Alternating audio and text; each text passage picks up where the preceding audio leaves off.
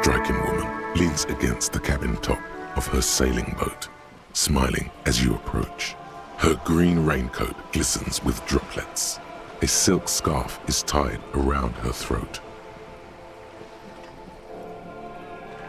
Good afternoon, officers. I'm Joyce. Joyce L. Messier. I represent the board of Wild Pines, the owners of the harbour. You gentlemen must be from the RCM.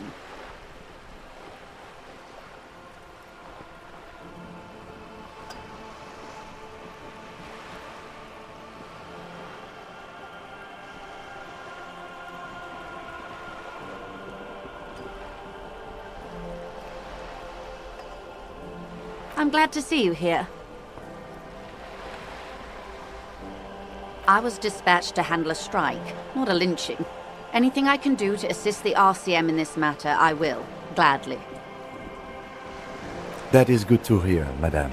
My colleague will take the lead on this interview. I should let you know that he is recovering from an unusual medical episode. Very unusual. But I can assure you of his ultimate competency. How interesting. I wish you a swift recovery. In the meanwhile, you have my full cooperation, and the full cooperation of the Wild Pines group. It's hard to get a read on her precise disposition, but she appears helpful.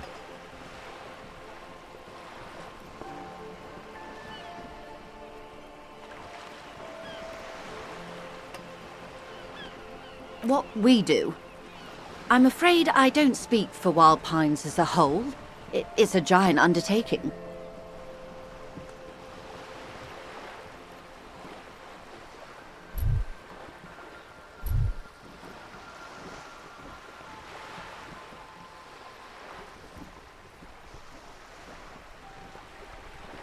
The Pines' core competency is logistics. Container shipping, freight, that sort of thing. See those airships there, blinking? Those are the shipping side of things. And that is the terminal. Another subdivision deals with energy, oil and gas exploration, offshore platforms. I'm not at liberty to discuss the company balance sheet, but I can tell you that last year, the company booked more than 20 billion real in revenue. A billion?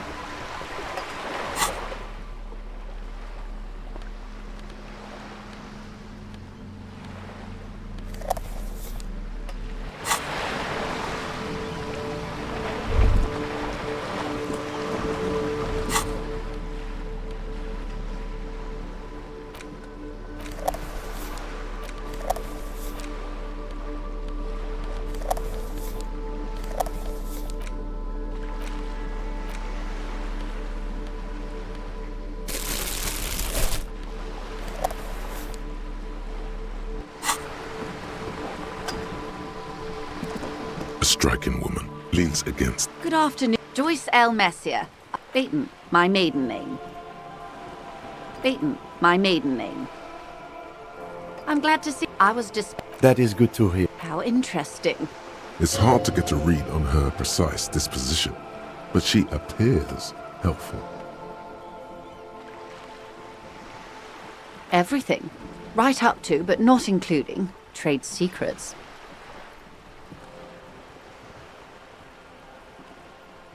First, you'd have to repeal the Emergencies Act of Trade in Aliments. That gives me the right to silence.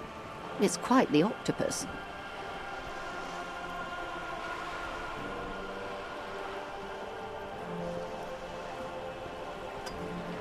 Why?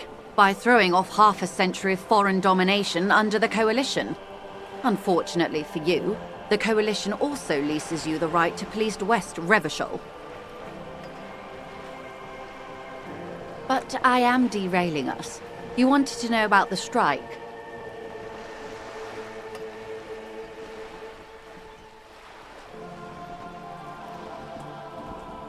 I believe the official title is Senior Labour Negotiator. In practice, I'm a grocery clerk. I relay the union's demands to Wild Pines and return with Wild Pines' counteroffer. And how are the talks going? They're not. That's the problem. The union stopped all negotiations a week ago, after that awful lynching took place. Now they won't even let me into the harbour. There's a 2-meter 20 racist behemoth blocking the gates. What can I say? The union employs a giant covered in tattoos. A racist giant. I guess that's part of their big tent organisation now. Let's say I was not making the kind of progress I'd hoped for when I first arrived.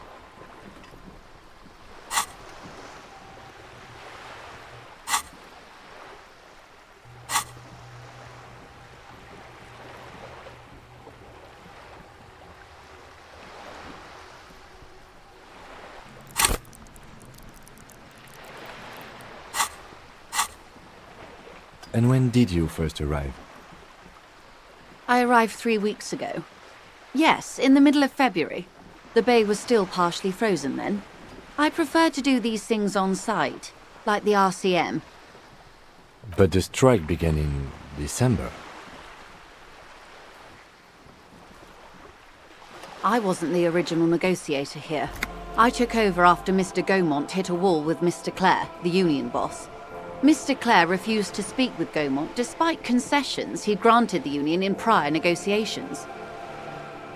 This isn't the first time the union has gone on strike. Heavens no.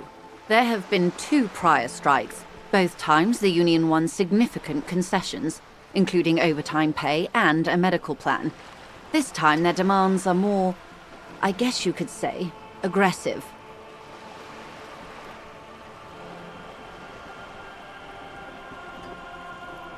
There are leaflets everywhere, and banners. What did they say again? Oh yes. Every worker, a member of the board.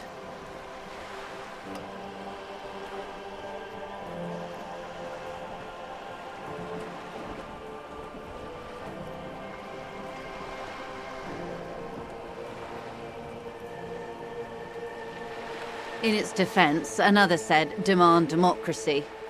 Pretty tame stuff compared to every worker, a member of the board. It's quite simple, you see. Every time the Wild Pines group makes a decision, about what? About anything really, it needs the signature of each of the 2,200 workers in its Martinez terminal. Just so you understand, this is but one of 22 terminals owned by Wild Pines. Essentially, not only are they kings of the company, they are also kings of the 72,000 employees of Wild Pines Group.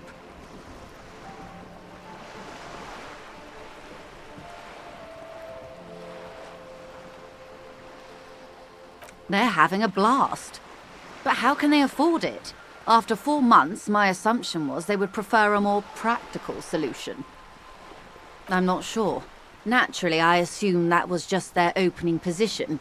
A hard-nosed tactic with a side of mockery. But there's been no follow-up, just the same nonsensical slogan repeated over and over again.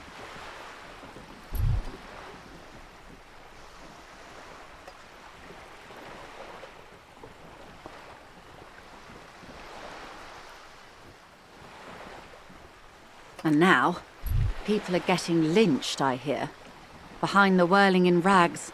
A disastrous situation if there ever was one. Excuse me, from whom did you hear about this lynching? I first heard it from the bowyer at the gates. The one whose very name advertises his aversion to work. I think he said it was, "Call me mañana." This checks out.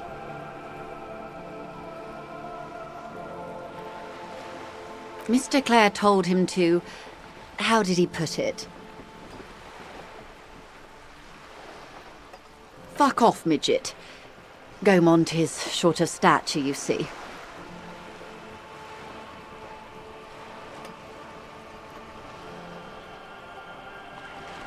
Keep in mind, this is a negotiator Mr. Clare has worked with before, and who was more than fair with him and the union. Sounds like usual aggressive posturing. The scabs? You mean the huddled masses of Jamrock come to plead for work where the union refuses to? If they were organized by Wild Pines or its affiliates, then it would be a company secret. I could not share it with you. Not right now, at least.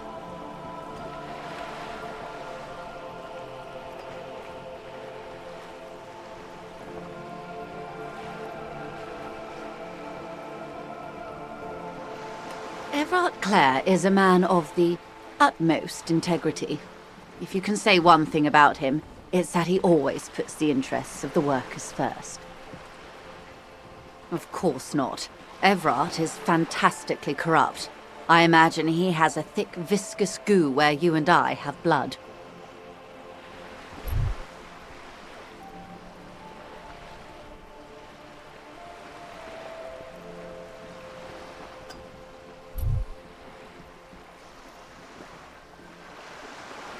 He is the most corrupt individual I have ever seen, and I deal with men like him for a living.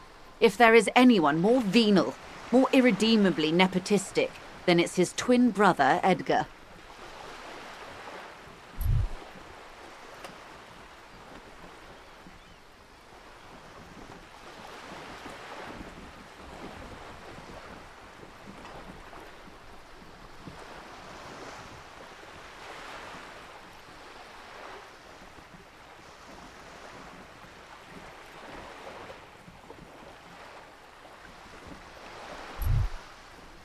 Yes, Edgar looks exactly like his brother, except for that lazy eye. He also talks exactly like Everard does, and when one's term as foreman is up, the other takes over. It's how they circumvent the term limits, you see, with a funny little switcheroo. While in office, they've embezzled God knows how much of their workers' dues.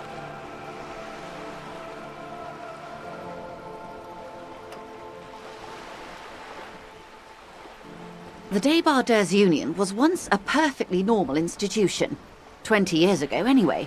It must not have been easy to establish under the Emergency Act, but they did it. I can respect that. Organised labour at its best, as they say. Then something happened in the local chapter elections. The brothers Clare came and transformed it into a... how do you say? A mob. The Débardeurs are a crime syndicate. Sad as it may be, I suspect we'll be forced to cooperate with them.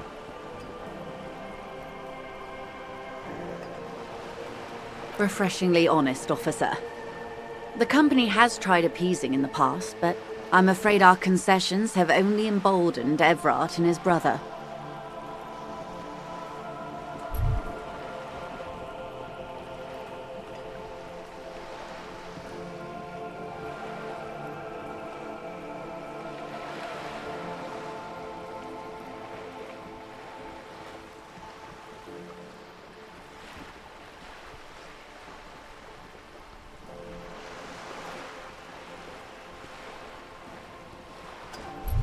And your opinion, Detective, if I may ask? I'm a curious and talkative person, you see. Would you say the Débardeurs Union is...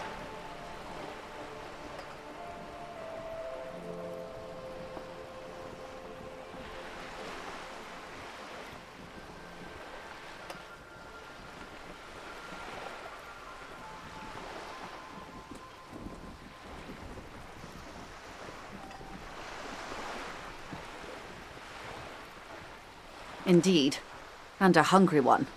Sadly, Wild Pines have cooperated with what amounts to a crime syndicate for 2 decades. However much you feed the leech always hungers.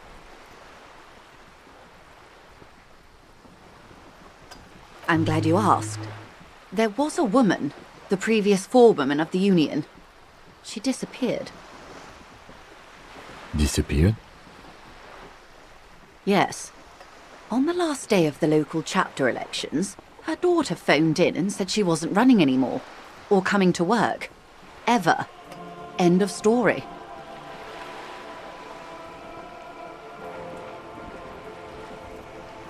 Indeed. The company suspects foul play, but there's nothing they could do. It was a union matter. The point of the presentation is, these kinds of things happen around the Clares. Watch out when you're dealing with him. Thank you for your concern, ma'am. We'll be just fine.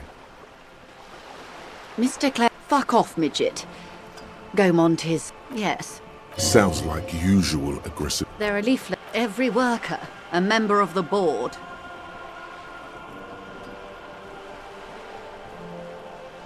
In its defense, another said, demand democracy. Fortunately, they... just so you understand, this is but one of 22 terminals owned by Wild Pines. Essentially, not owned... I'm not sure. And now... Excuse me, from whom did you hear? I first heard it from the boyer at the gates. The one whose very name advertises his aversion to work. I think he said it was, call me mañana.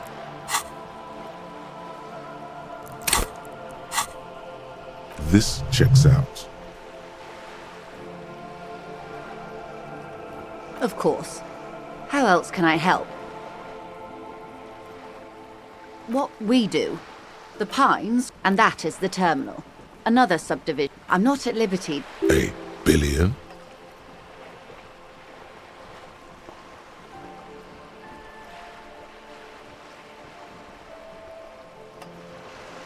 It's a number, officer. It's made of 1,000 millions. A million is made of 1,000 thousands. And to think, there are years when the group books losses in the billions.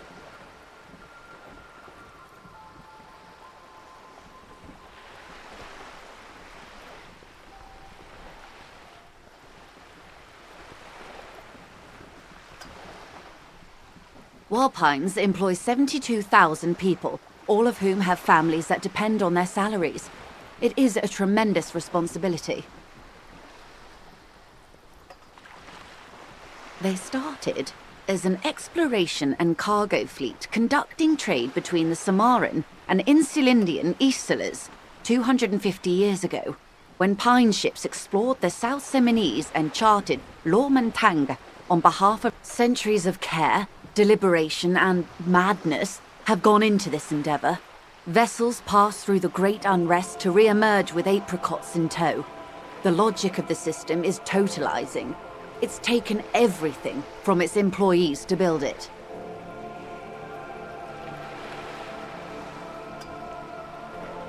You mean aside from being the terminal's legal owners, who are responsible for moving 8% of the world's cargo?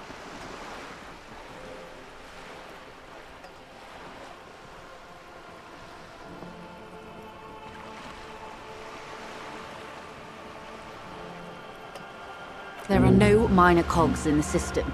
Each terminal must be accounted for, lest the entire system break. Every hiccup in such a system means thousands lose their jobs, the world over.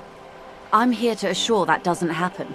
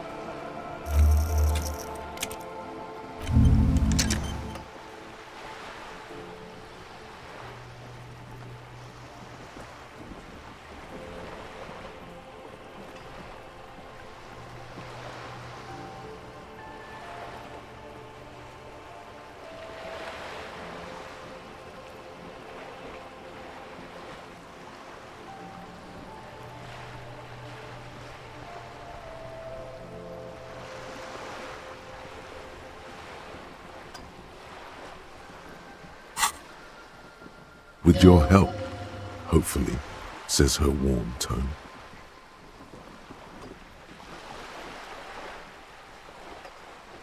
Why, yes I am.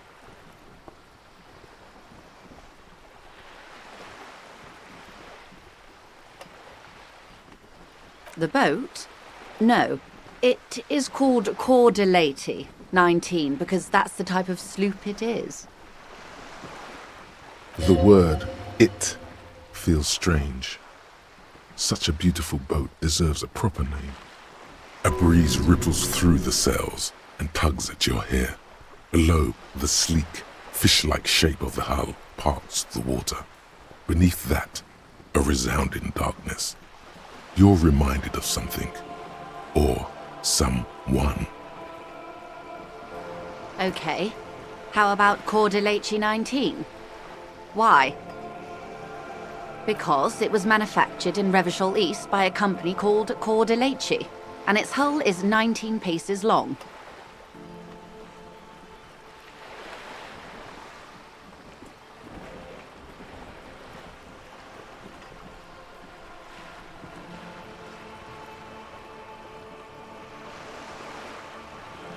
Why Dolores? Well, it means nothing to me. I think I'll stick with the factory name. But thank you for the suggestion. It's a pleasure craft. A 19-pacer. It also happens to be rated for Category 1 racing. Though these days I mainly use it for business. My sloop? I like it a lot. It's the eel's hips, baby.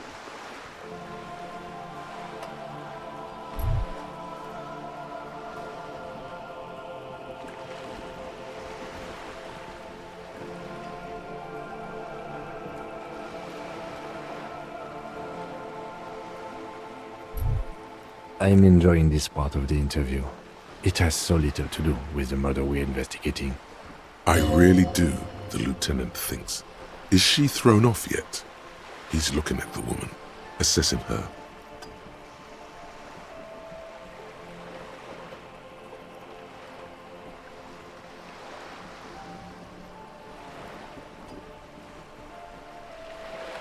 Officer, I assure you I'm a highly qualified pleasure craft operator. The crowns of her teeth are porcelain, white as the boat's hull as she smiles. Qualified pleasure craft operator. So charming. Where's the damn license? I just renewed its safety inspection last month, officers. It is completely seaworthy. In fact, it's taken part in not one, but 2 insulindic regattas. Even finished once. The other time, I would have finished the race were it not for an urgent work matter, much like the one I'm on now. Actually, you don't.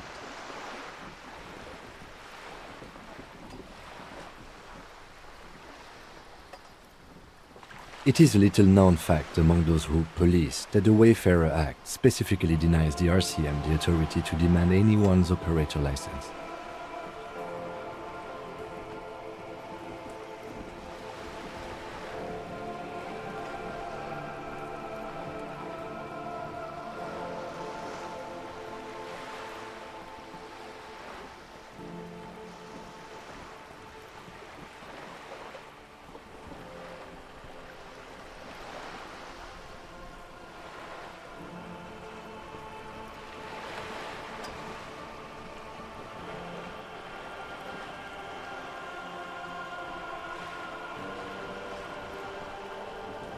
Unless it's their passport.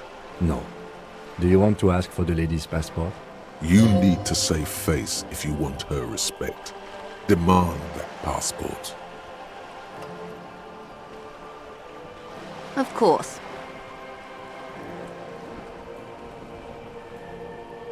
The woman is silent, smiling while the waves lap against the hull. In your hand, under the plastic, a light blue passport saying, Republic of Vespa. The coat of arms has a lion and an ostrich. Seagent. The woman, born in the year 3 in the commune of Revachol. smiles at you, face adorned with frown lines and crow's feet. The photo is recent. The name reads, Rejoice Leighton Messier. My husband is. I have dual citizenship. A Vespertine is handier when travelling. Yes, but please don't call me that. Joyce is much more efficient. She doesn't like it. Probably a bad memory. Mean girls at school or some ancient lover. She nods and returns the plastic bag to her coat.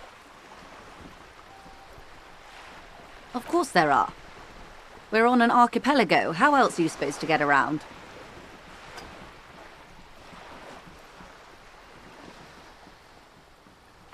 Yes, we are. We are on Le Caillou.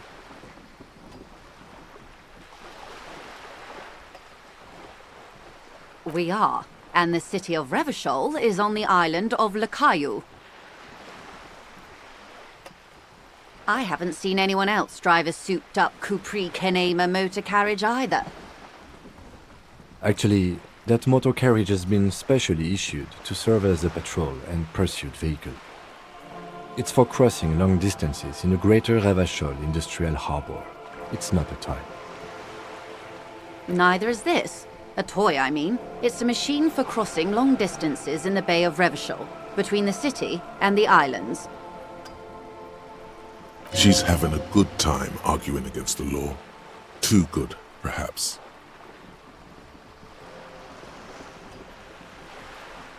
Good. Quite a few things, I'm afraid. The information I'm to share with you includes sensitive trade secrets. For the sake of my employer, I have to ask for your names and badge numbers.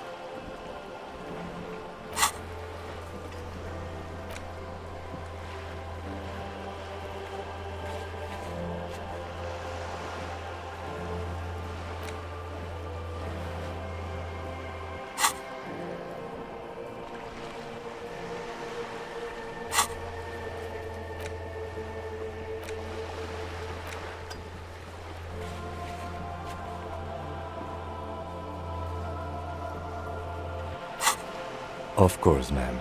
We should have introduced ourselves. I am Lieutenant Kitsuragi from Precinct 57. And this is my colleague from Precinct 41.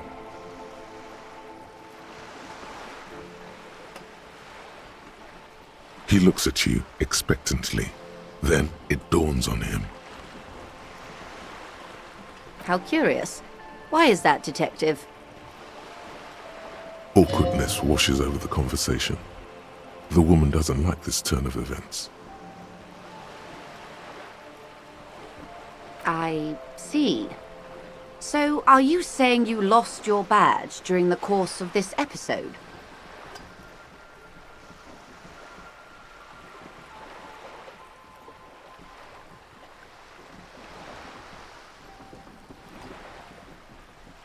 Oh dear. I suppose this does explain some of the more curious turns in our conversation. As I said, ma'am, his technique may be very unconventional, but he is an officer of the RCM.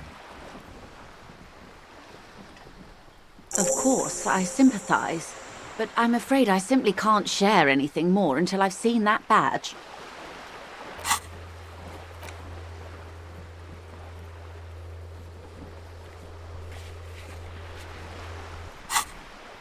Hang on. She's a professional negotiator. She should be open to some sort of mutually beneficial arrangement.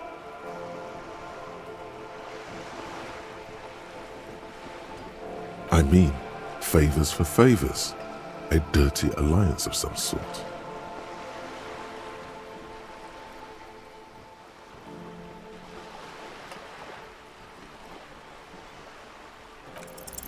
Easy.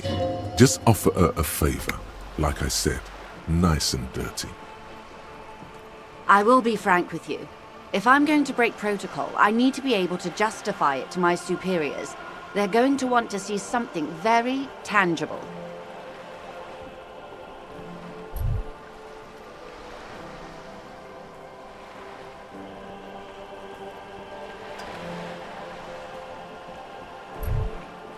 you're in, but expect her to drive a hard bargain.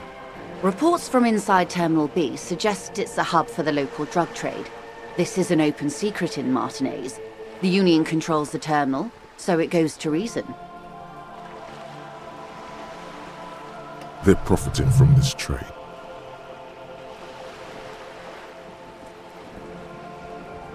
The company has tried looking into this matter before, to no avail. Perhaps someone with your authority and resources might turn over the right stones. Or you can recover your badge, though if I may be blunt with you, it sounds like that may be a lost cause. Detective, a word in private before we continue.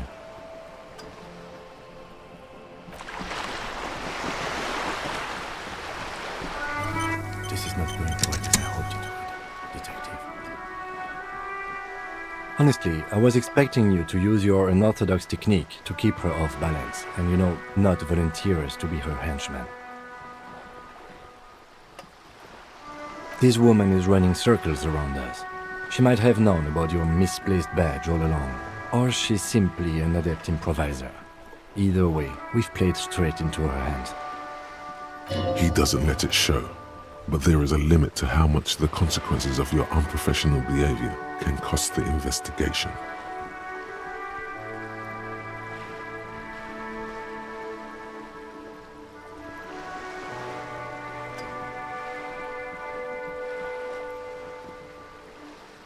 I'm sure you will, Detective. No.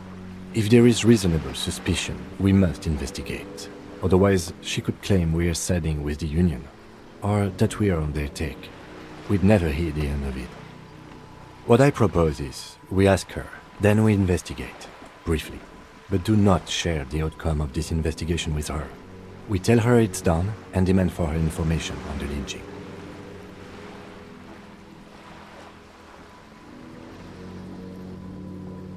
Oh, that would be fantastic, but do we have the time?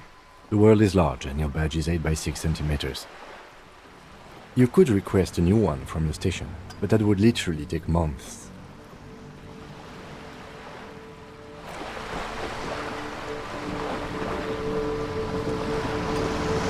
You're back.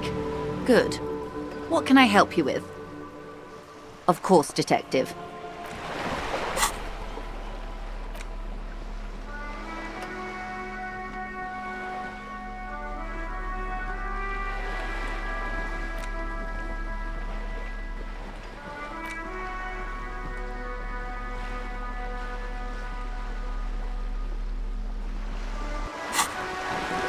You're back. Good. What can I help you with?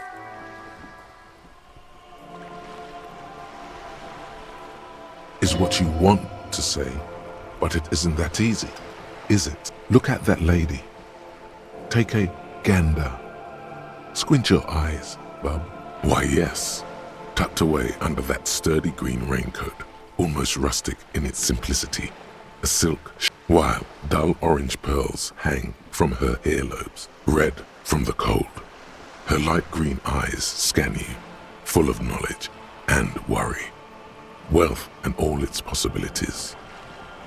Now look at you, you misery-clad simian, barely able to tie your own laces. Your armpits are lakes, a scythe of booze precedes you. Your hair you're poor, poor as balls. You can't ask this person for money. You're too.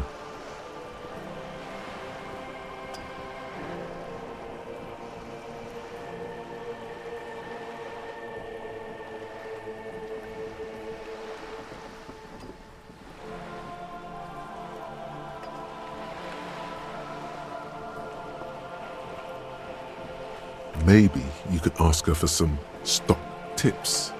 That's a maybe. Or a job. But you're sure as... Oh God, the lieutenant is here too.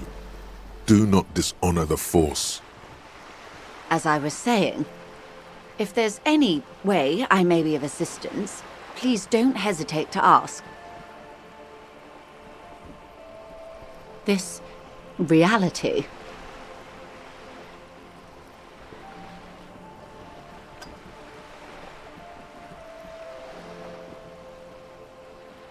Ah, yes, the episode. Sounds like an acute case of encephalopathy now that I think of it. Don't be phased, madame. He functions perfectly well. He only needs a lowdown on all of reality. We may be here a while then. Ask away, officer. I'll help however I can. All right, we're in. I know these all look good, but begin with the first, okay?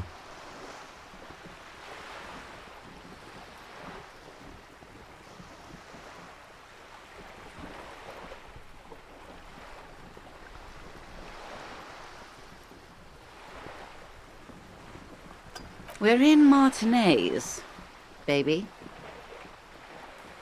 A casual term of endearment popular among the 50-plus crowd.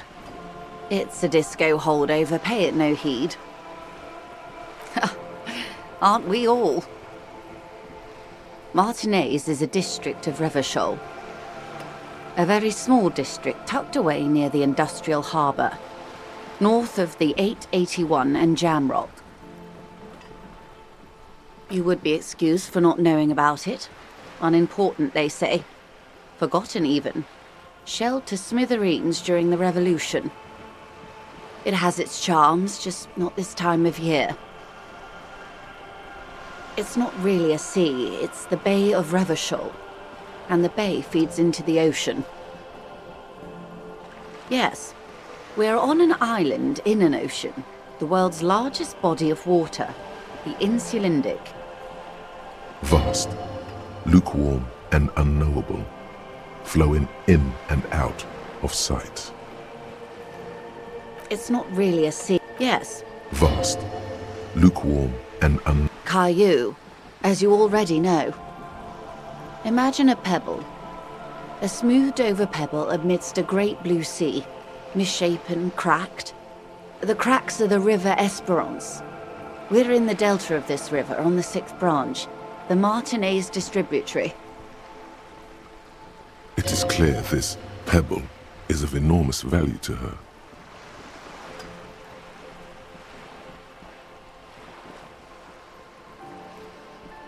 I'm not a good ambassador. I've only been here once before, as a teenager. Not a lot has changed. There are ruins, a terminal, fishing boats, reeds, boys with boxy shoulders. This place used to be a province, a workers' resort before the city swallowed it and the artillery did its work. The reeds are the real star of the show here now. The further down the coast, the wilder it gets. Revachol? Revachol is what you call a city. The great kind. As if it's self-explanatory, beyond patriotism, a fact. History detective. They built this city to resolve history. Our part in it, at least. Our centuries. The nations of the Occident, or migrant workers from Semenine and Ile Marat, depending on your creed. In the DeLorean century, 380 years ago. They say it's where the terrible questions of our time will be answered. The tensions are highest, the fault lines deepest. By that I mean conflicts. Ideological conflicts. The stuff of men. We are standing on a fertile, self-sufficient island able to sustain up to 200 million people in the middle of the Insulindic Ocean, the world's connective tissue. It's where the money is.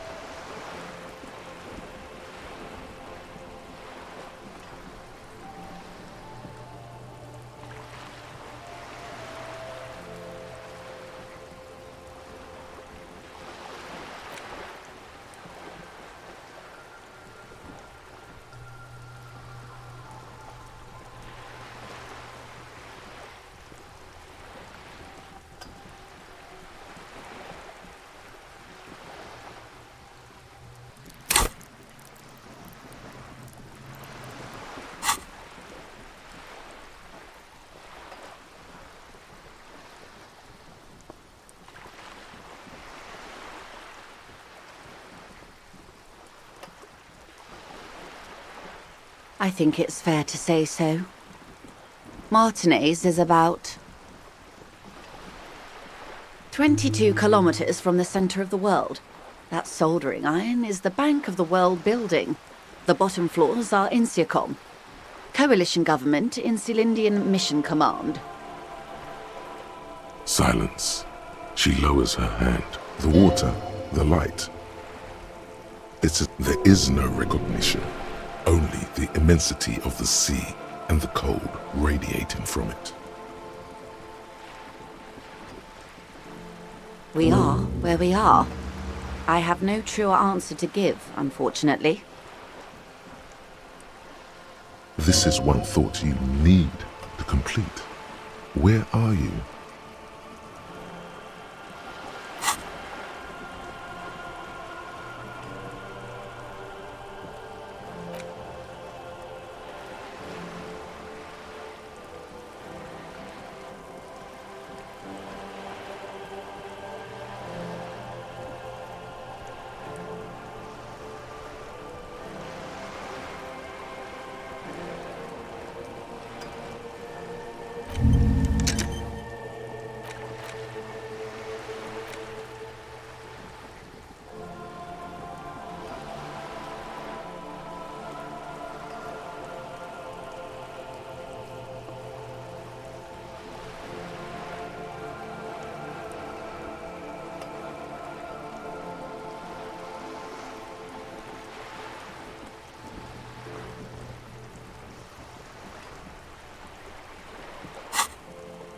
Was there something else you wanted to know?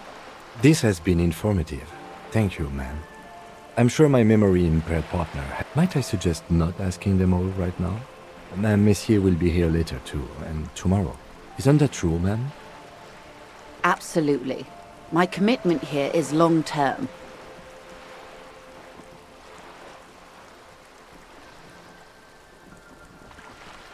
That is understandable, but perhaps it's better not to eat all your candy at once.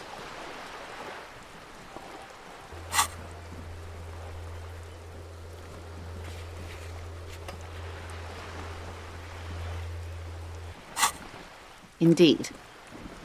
I'm always at your service. We're in Martinez.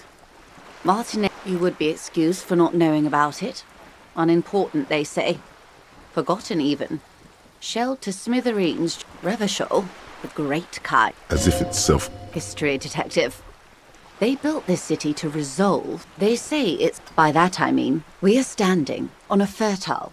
Oh, we're quite a way off. About 22 kilometers. Silence. The water, there is no recognition. Only the immensity of the sea. She observes your eyes, scanning the horizon. This is one thought you need. Was there something else? This has been Might I suggest... Absolutely. My commitment... Oh, of course not. You are already diligent for getting this far. And diligent boys remember where they left off. Indeed.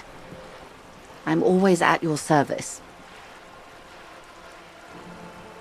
These are unimportant times, Detective. You and I were born after for the big time. The revolution. It's quite easy. Every 100 years or so, our species gets together to decide what's next, who gets shot in the head, and who gets the mineral rights. It's a real kerfuffle.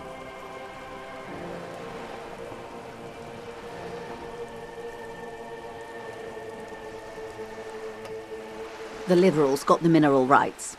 And by mineral rights, I mean everything. Liberals are usually middle-class people, Detective, or the remaining gentry, the beneficiaries of the pre-revolutionary. Some were rich enough to stay with the Constitution, with monarchy. Big mistake. Others bet on the revolution. They were called the ultras, or ultra-liberals. They didn't win so much as survive. We were the last ones standing when the war ended. Everyone else got shot in the head, remember? To foreign intervention. The coalition. Those people really took the mineral rights. The Liberals took everything that wasn't nailed to the ground. The Coalition took the ground. The ocean, the laws, and the people. The Coalition of Nations. Grad, Mesk, Vesper, Messina, Oranje, and Sur-le-Clay, the armed centre of the world. They landed here and ended the revolution. It was the moralist thing to do. There is bitterness in her voice, tempered with understanding. She is critical, but ultimately understands the cause. The moralists believe in keeping everything exactly the way it is. They believe in mineral rights, and not shooting people in the head. At least not in the same manner and volume as the others do. They are the long-standing provisional rulers of Revachol now, the coalition government. The rulers of Revachol, and also the world. These guys are strong. This is their zone of control. They embolden the RCM with crumbs of the same law they took. Technically speaking, you are a moralist.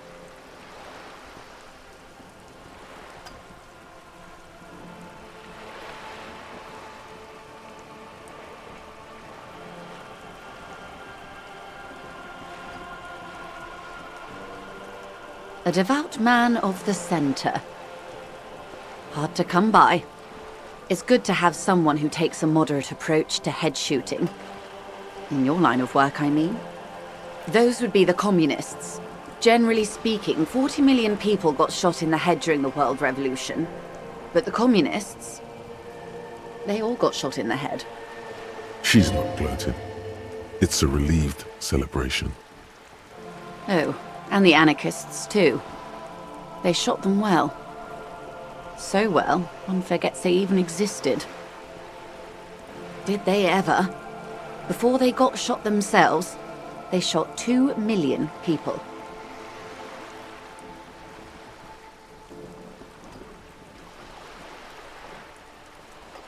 Yes, the Red Deluge.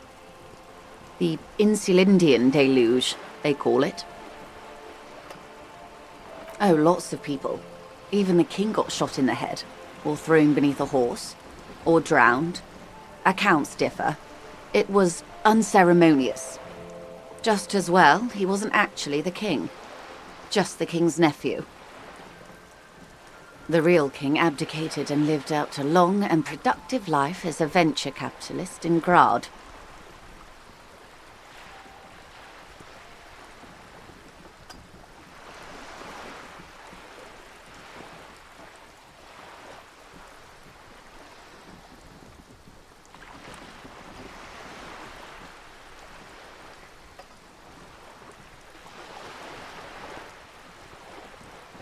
About head shooting? The turn of the century revolution? Don't answer it. It's a trick question. The revolution began in '02 on the Isla of Grad, though by the end nearly the whole world had gotten involved.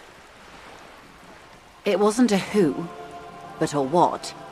A pandemic of Zarat, a particularly virulent prion disease, which the authorities in Grad proved unable to contain. Then Mazov came along and overthrew the government. It made people overthrow their governments.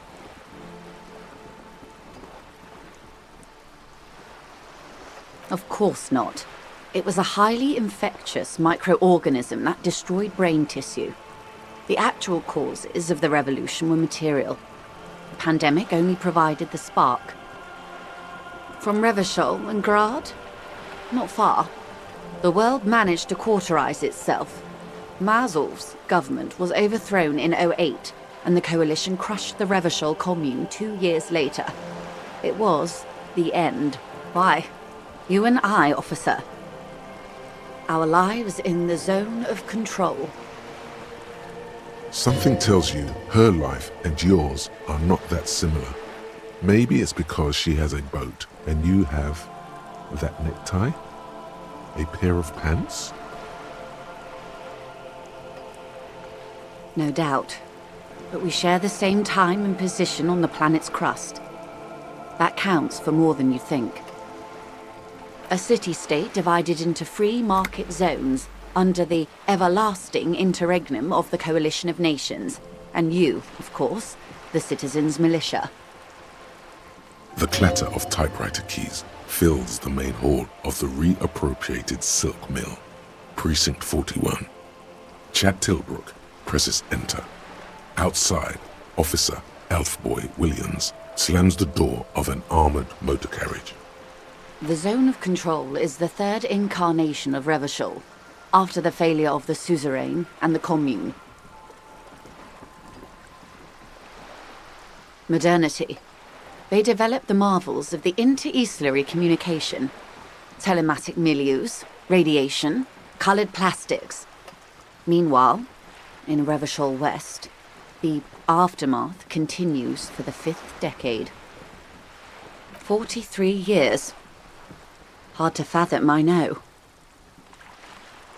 The 20s saw a decade of urban war, west of the river levelled, offshore platforms in flames. Still, it's regarded as an improvement on what came before. 08 to 19 was simply hell. The 30s? Things settled down in the 30s. Revachol East transformed itself into the world's largest tax haven, with the international community's blessing. For the first time in a long time, it seemed like things were going somewhere. No, it was a market mirage fueled by cocaine and quantitative easing. The 40s dispelled it like a cold splash, an Isla-wide hangover, you might say. And here we are. Welcome to reality, baby.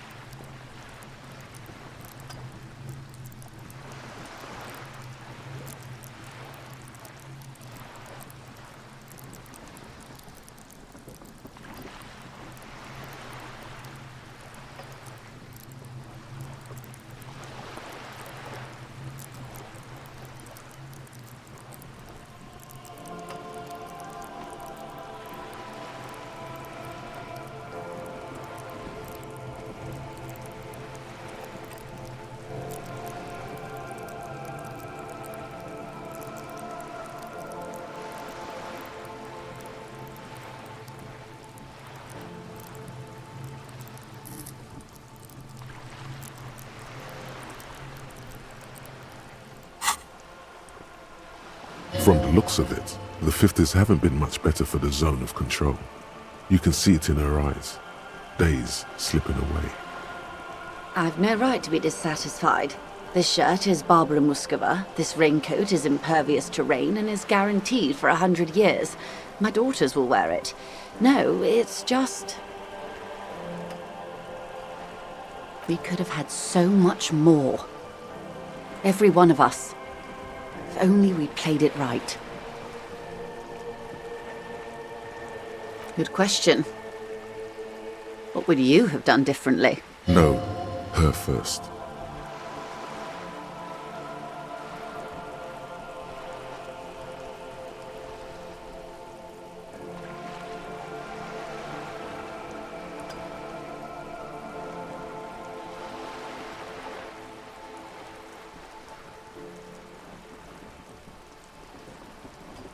And I asked you, past-less detective of the Citizens Militia, what insight has acute encephalopathy given to you?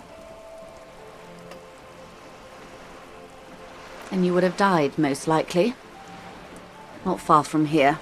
Maybe even right here, during the beachhead, defending the coast the day the Coalition took the city. The cold runs down your spine. She gestures toward the waters.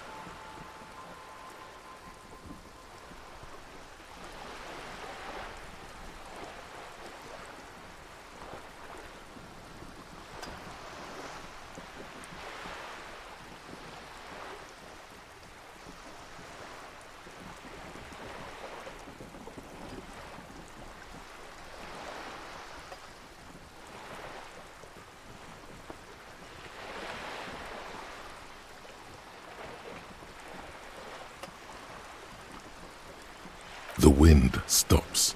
There is silence on the dark water of the Martinez. Then you would have died fighting against them. Long before the beachhead. Our time is a shadow cast by that day.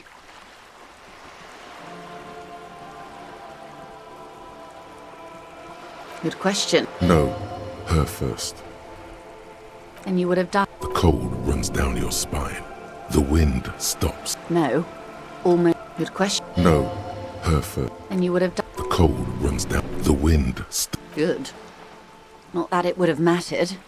In the end, the commune forced everyone to the barricades. Good question. No, her first. Then you would have died. The cold runs down your spine. She gestures. The wind. No. Almost certainly. The commune would have forced you. Such was the fate of the undecided. Good question. No, her first. A cold creeps up your spine. So a quarter of humanity simply lost their minds. And how would you stop a prion, a complex folding protein, unlife, with the technology 50 years ago?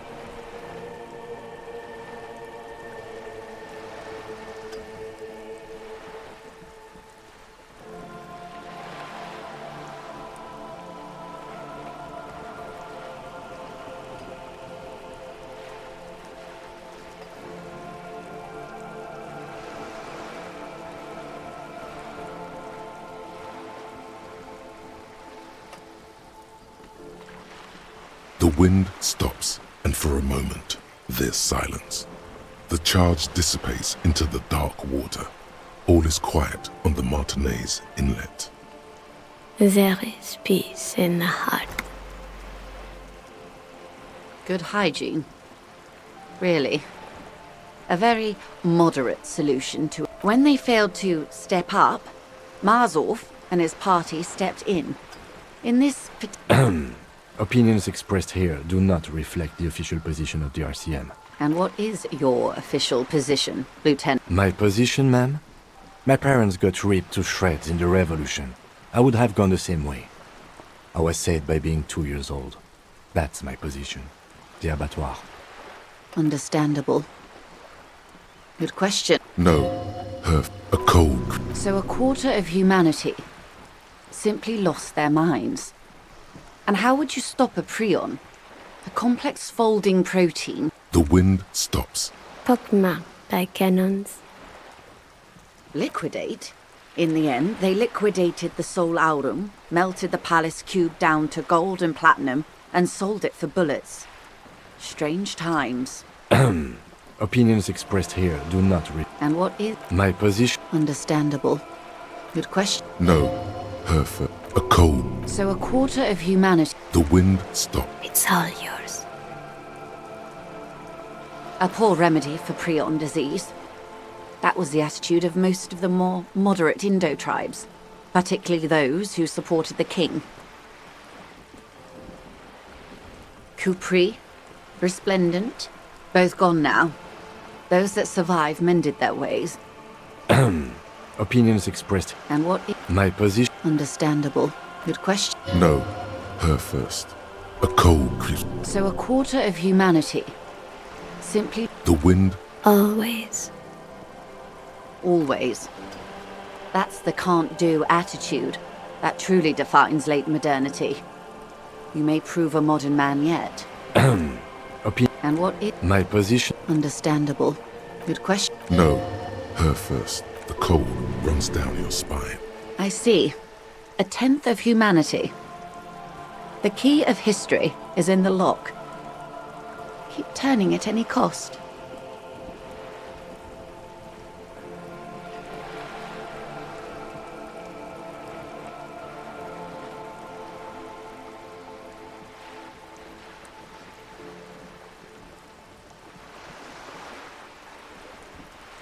The wind stops, and for Capital is past.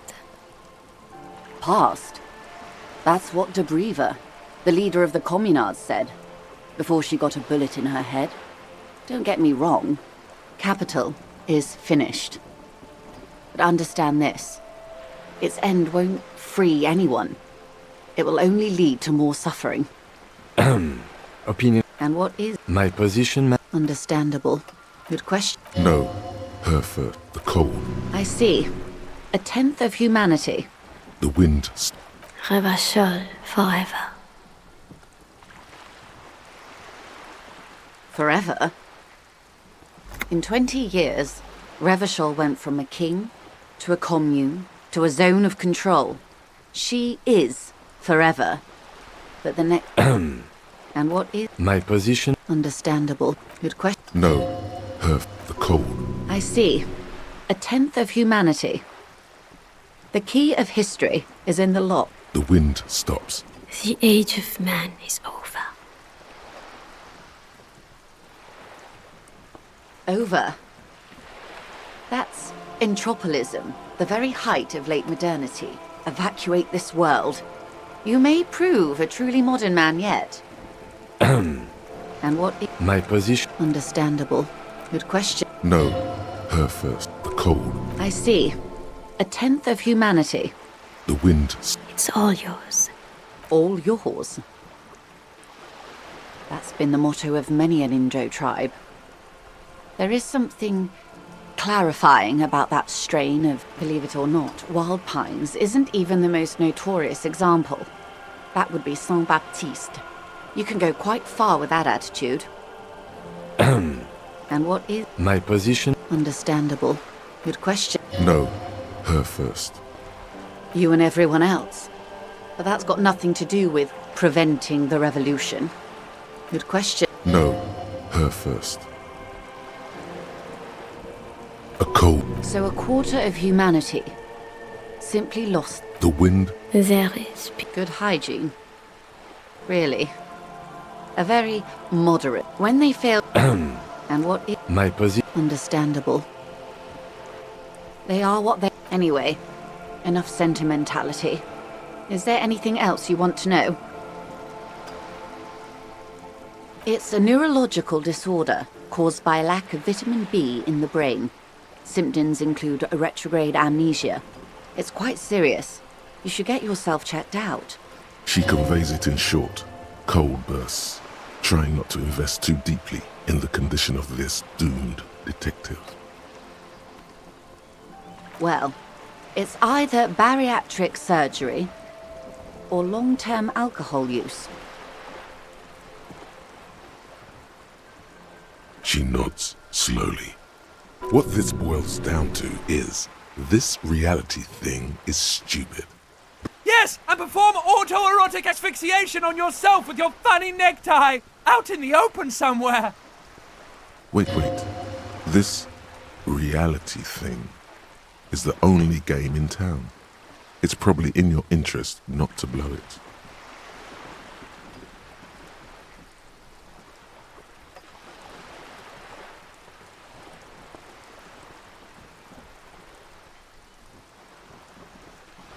She stares at you, head tilted to the side, with a... She won't maneuver her way out of this one. I am the vilest of the vile. A traitor, a devourer of nations and infants. I am an ultra.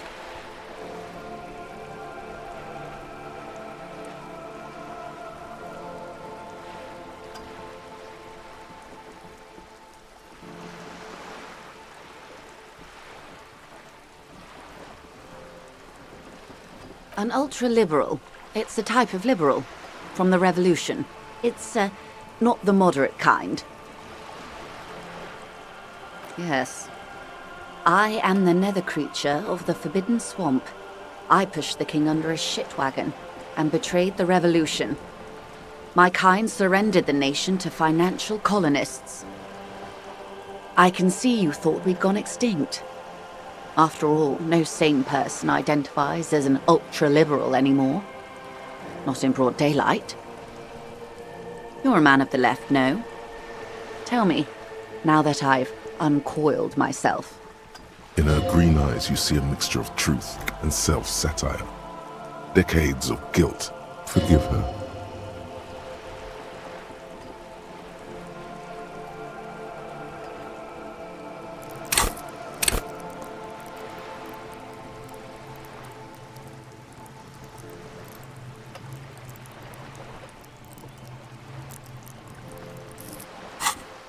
But only because you like pearlescent teeth and those light green eyes.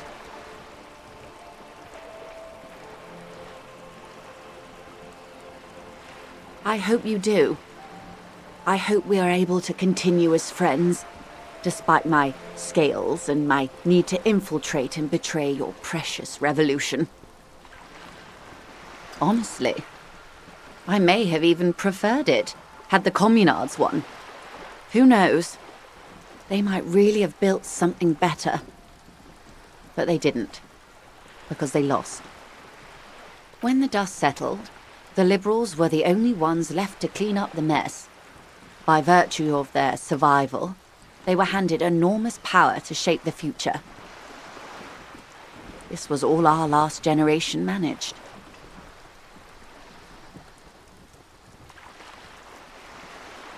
With due respect to our overlords, the eternal caretaker government that keeps Martinez a monument to the efficacy of its artillery. While a gentle wind sweeps the streets in the rebuilt east, light drizzle washing it clean. I would not have relinquished sovereignty to the coalition. Not here in Martinez, and not in the Stella Maris or Delta Beachheads either. If not for my own sake. Then for my daughters. We had an obligation to defend our sovereignty. We should have burned the whole Isla down rather than let them have it.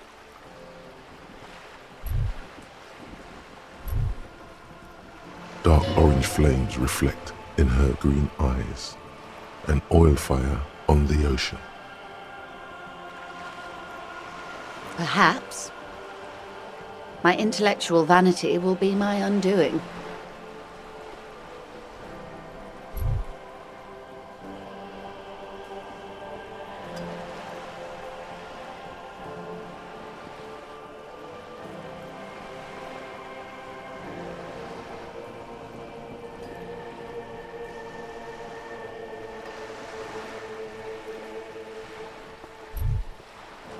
Yes, I suppose I am. But I wouldn't be a patriot anywhere but here. Seditious talk, man. Yes. Whatever else I am, I'm also a mother and a wife. Now, shall we return to reality?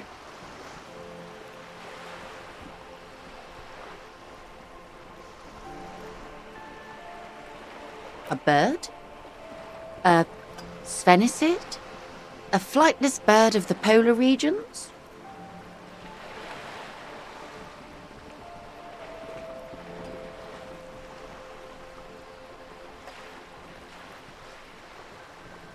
Some sort of krill hunter? No, wait. You're an ancient ruin. A symbol of hubris and decay. Half submerged in some salty sea. Of course you're not, my dear. I'm just terrible at guessing games. Ah!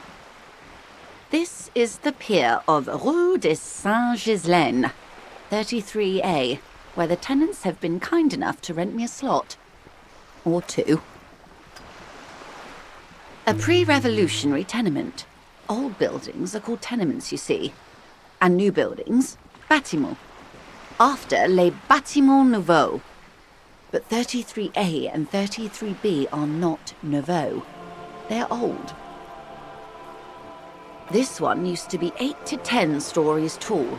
A real high-rise by the standards of the last century. Built to mirror the skyscrapers across the bay in the Delta. That was mostly the urban middle class, I believe. This was once primo real estate, before the cannons lopped 4 or 5 stories off. Splat, splat.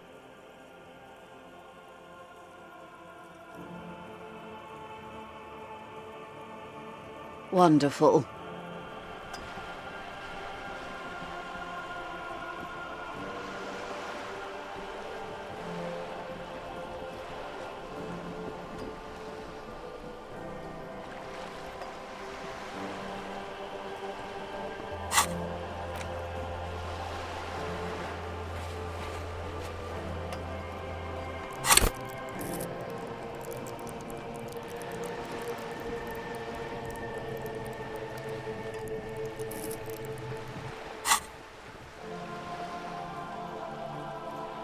The girl in the old lady rags.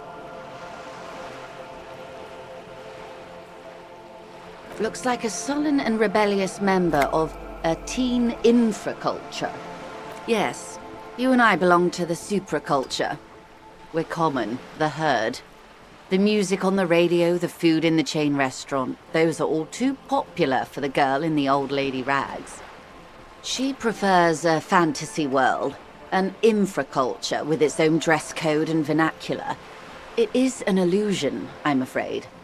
There is no refuge from the supraculture.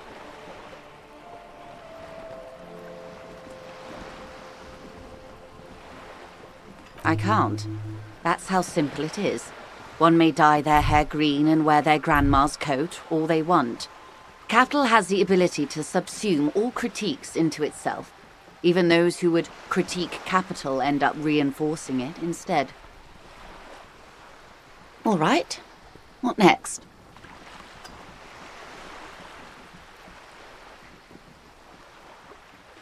Glad to have been of assistance. The little that I know. Anything else? It's quite straightforward. Someone is using Terminal B to smuggle raw ingredients from the Samar and Isola into Revachol with the Union's blessing. Wild Pines has suspected it for years. Ingredients for what, ma'am? Meth and dextroamphetamine, GBL and various synthetic psychedelics. Honestly, it might be quicker to say what you can't make from the stuff.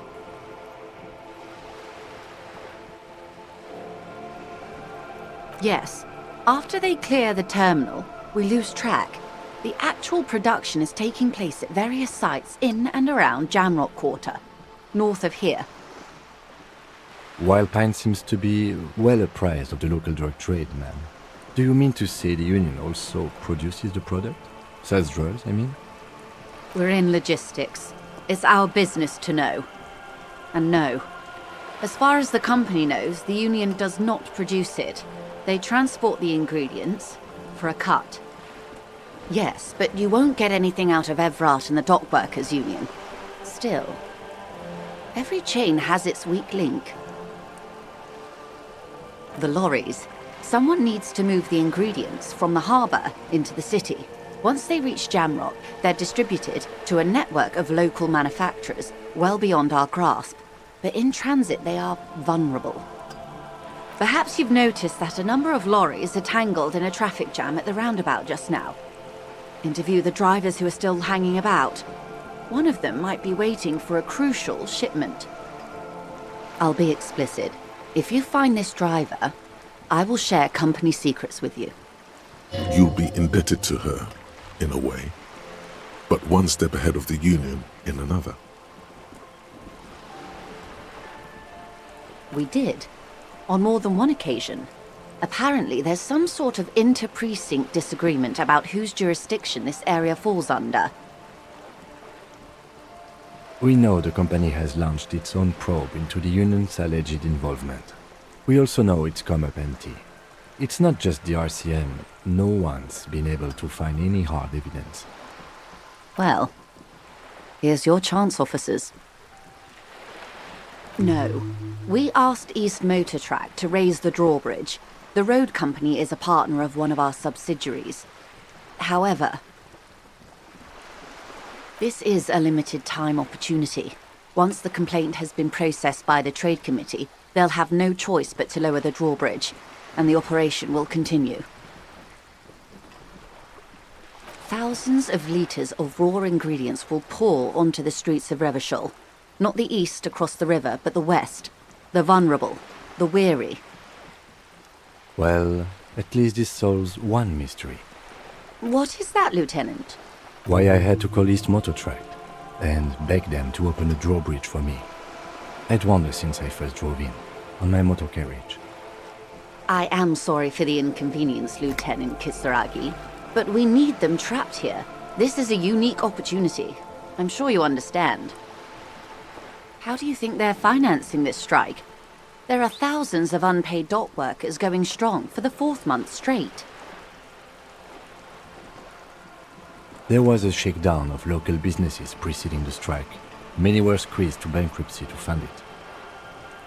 With all due respect to these desert cacti, the contents of a few cash registers cannot provide for 2,000 men. The local businesses can scarcely provide for themselves.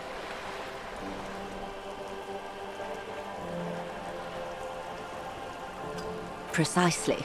Smuggled out of that very gate at night, most likely, then loaded onto lorries and driven to Jamrock. You simply need to find one driver who will open up to you. It sounds like she tried looking into it herself, though she's clearly not the type your typical lorryman would confide in. Yes?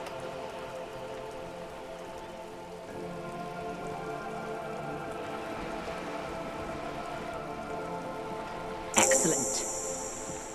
According to my reports, there are at least 3 lorry drivers lingering near the roundabout. Hopefully one of them will know something. It may come to nothing, or it may just blow the case wide open. I can keep the drawbridge up for a few more days at least. You should have the time you need.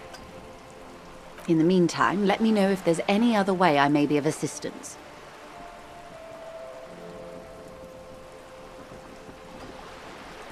More lessons in basic reality? My favorite part of the day. Go. Glad to have been of assistance.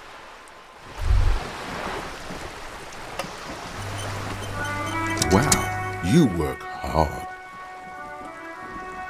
Oh, yes, you hustle. You're a provider. It's tough out there, but you keep it real and provide. Oh yeah, like a horse, a workhorse. Look at yourself. You're a human pedometer. You must have walked 200,000 steps down cracked asphalt, mosaic, sand, and linoleum. That is the sign of a hustler who never gives up. The world is harsh and people are evil. You didn't make it that way, and you won't let it break you. That's just what it's like, life and death. But you got gills on your side, baby. Got those black papers with the faces of the innocents on them. You bring in the Franco-Negros and the Solas. It ain't easy, but you do it, day in and day out. You didn't make the rules, but you won't lose. You're a cop, and a sprinter, and a money printer. Sure. And has it been easy? Is life easy? Have you not gone into cardiac arrest? Are you not about to have an anxiety? Are you rich?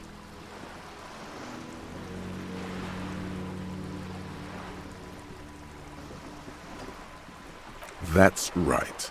You work harder than anyone. You almost rode yourself to the grave and you're still practically a hobo. Why is that?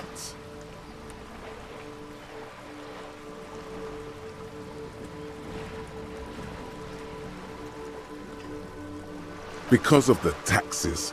G-Man's got his jam-covered sticky fingers in your pocket, stealing from you every time you buy, sell, walk, talk, fart, so every time you wipe your ass. They got their direct and their indirect modes of taxation. Sales tax, excise duty, extraction tax, alimony, one tax that doesn't even have a name. Plus there's the stuff people in other countries pay for. 98% of all your money.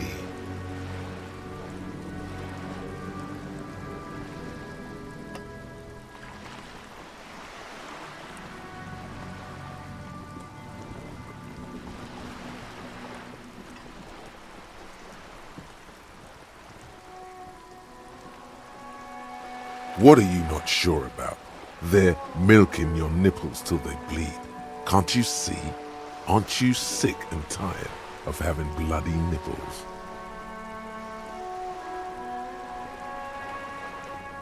What are you, a racist?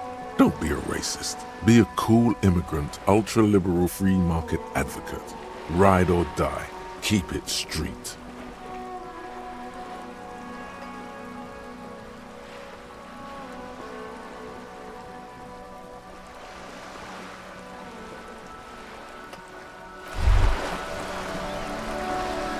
Hey, psst. Psst. Hey, yes, you. Word on the street is you're ready to start building communism again. Yes, you're ready to start building communism again. You've built it before. They've built it before. Hasn't really worked out yet. But neither has. Good.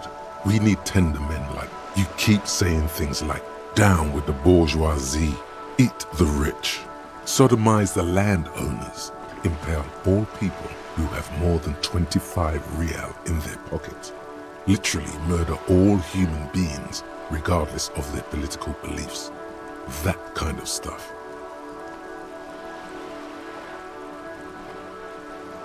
Oh yes, the mask of ambivalence. Don't deny it. You're about to rip it off. Everyone can see that. So tell me, do you have any questions before we fire up the big communism builder? Or do we get right down to it?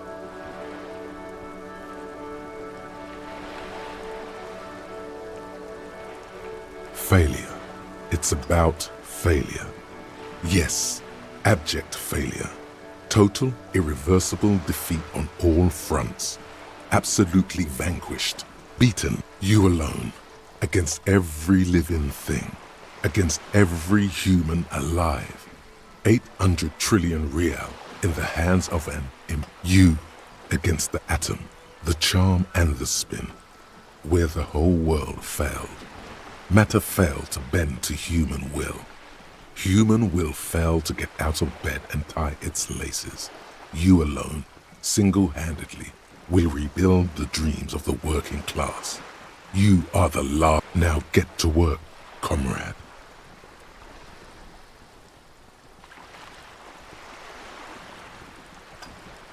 Very well. I guess no one will build communism then. Tell the... Did someone mention cocaine? Are we doing cocaine? No. I'm sure I heard someone say cocainism. Anyone? Anyone else? There's no one. There's one.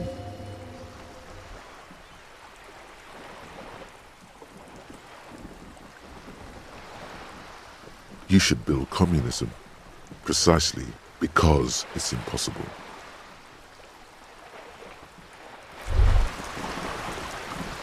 It's clear you like the hard stuff, Bruder.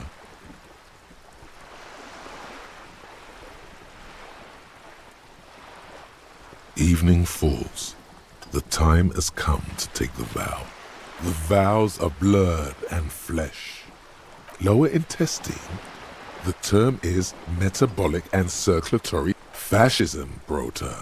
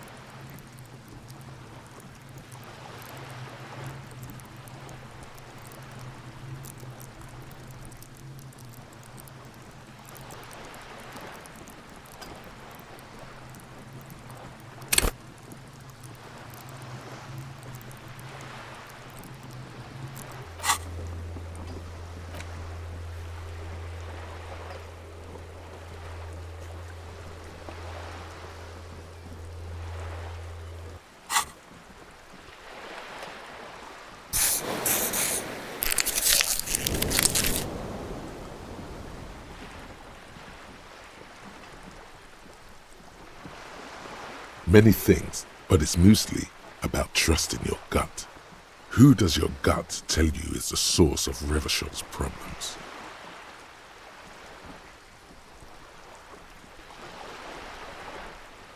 Quit stalling, Bruder. We're talking about the weakest, worst, most insane thing. The weak link.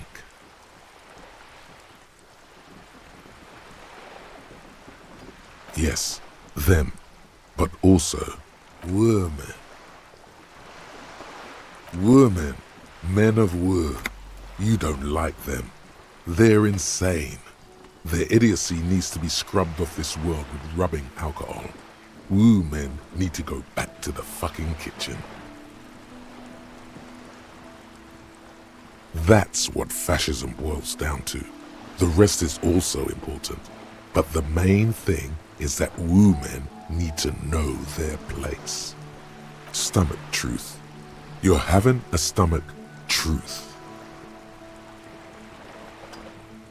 Because you've said the hard things that others won't say, the good things, you've said them many times.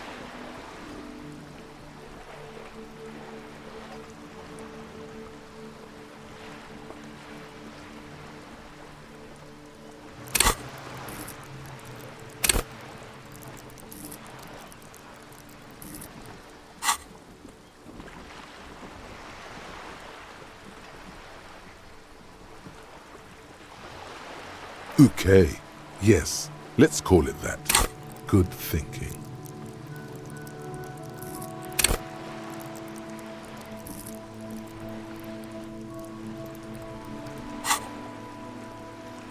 You're going to keep your vooz, right?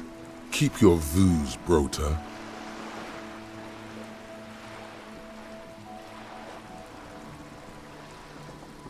There's a slow, painful growl somewhere in your intestines, knocking on your alcohol-engorged.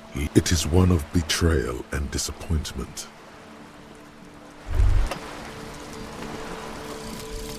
Lonesome, long way home. Here we go. Home awaits. Walk past Station 41 and through the market, past the Boogie Street spearhead to the other side of the lake. The frozen eye at the center of the district. Then, past the video rental store on the corner.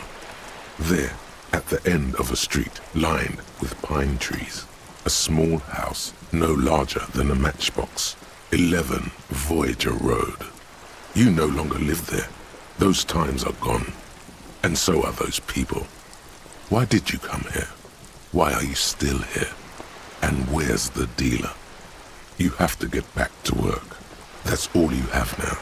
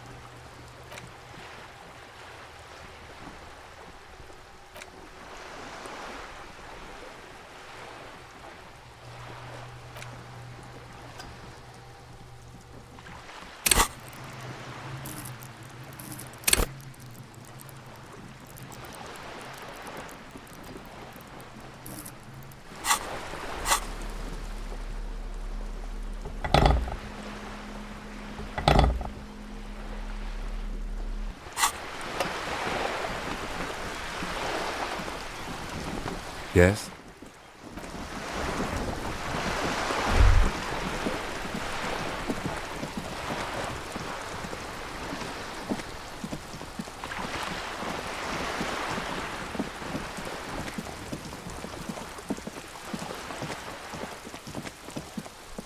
Hello again, officers.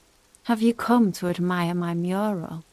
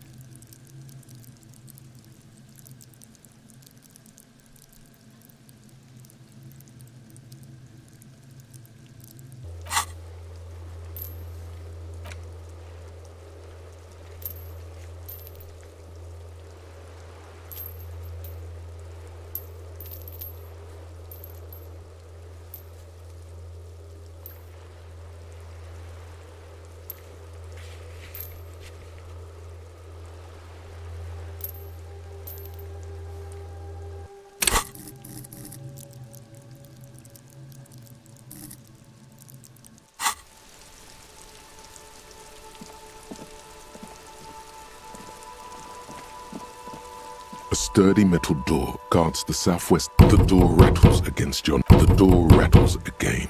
But this time, you hear an... Stop banging on the door! I'm not letting any more strangers inside. Doesn't matter who I am. The police? Everyone knows the police don't come round here. No, I already told you.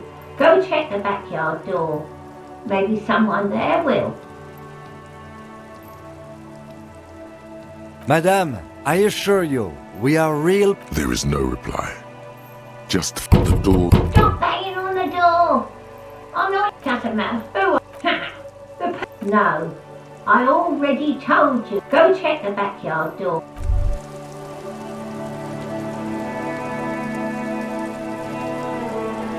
Hello again, officers.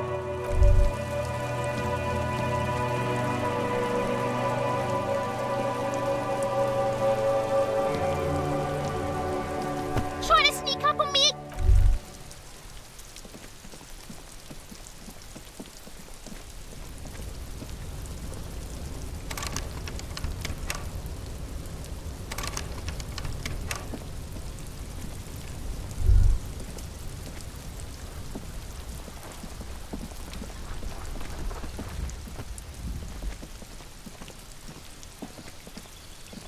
There must be another way into the building.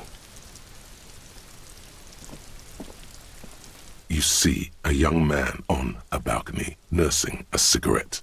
His eyes have been following you for a while. Not looking for any trouble, officer.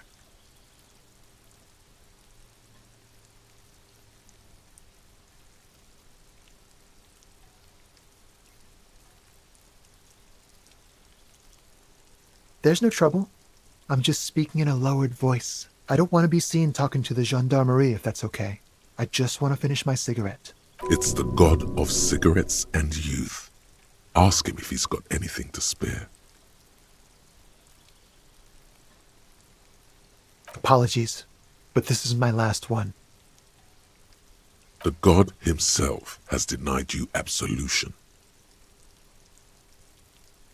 Absolution? I don't know that brand, but I'm pretty sure you can get Astras at the Frit. I'm not sure that's a good idea. As you wish. Is it really that important? Like a nervous cat, he keeps stealing looks at the neighboring... All right, but make it quick. Once I finish this cigarette, I have to run.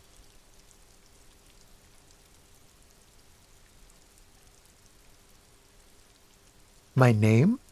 My name is Martin Martinez. Martin Martinez? Good local name. Let's go with that.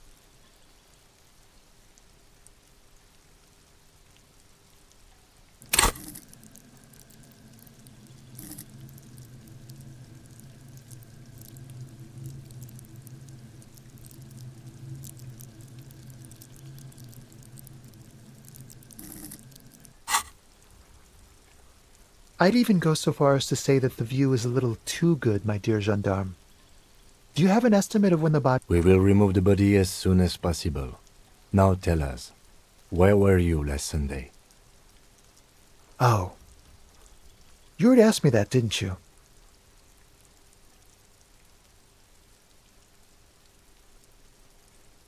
No, not you. Some more muscular type. And when did you speak to this more muscular gentleman? Last week? I don't know. Look. You didn't answer the question. What were... I had a friend over. It was my Sunday friend. A Sunday friend? How intriguing. Makes sense. Friends are nice on Sunday. You don't have to work. You can just spend time with pals, watching rugby and drinking. He doesn't reply, gesturing no with his cigarette. Under the dull and darkening sky, the neighboring windows No. We won't. Now, if you'll excuse me, I really need to get going. This isn't the place or time for questions. Who knows who might be watching from the distance? For a moment, the man on the balcony seems almost vulnerable. I am sorry, but I really don't have the information you're looking for. But, hold on. What's that? For a split second, it's a sign. Good luck with the investigation.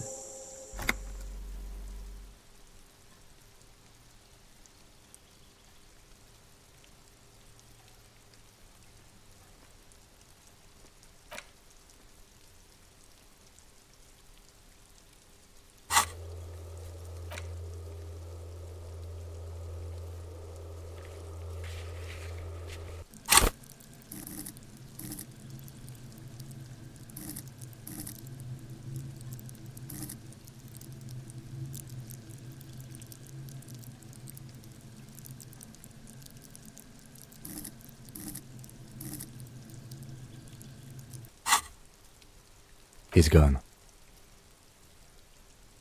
No point in running. Tenements like these often have multiple exits. If he doesn't want to talk to us, then he'll know how to hide himself. He could be a witness. Him or his Sunday friend. Either way, we need to look into that muscular type. He did leave us a sign. Did you see that? He wanted to draw our attention to that stone right over there. If we find a way inside the building, we can ask around for his apartment.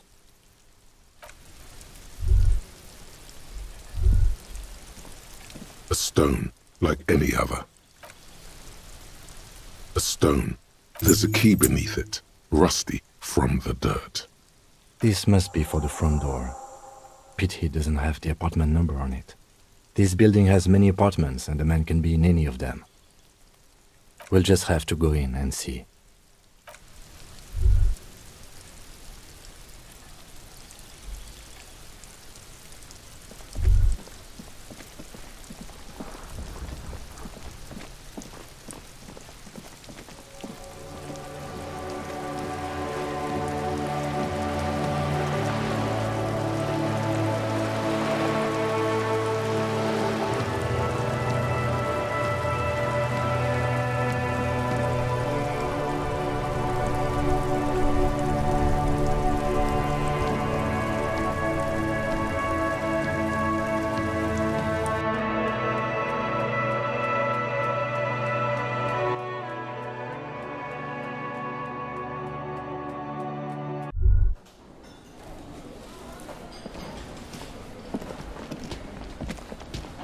Hello again, sweetie.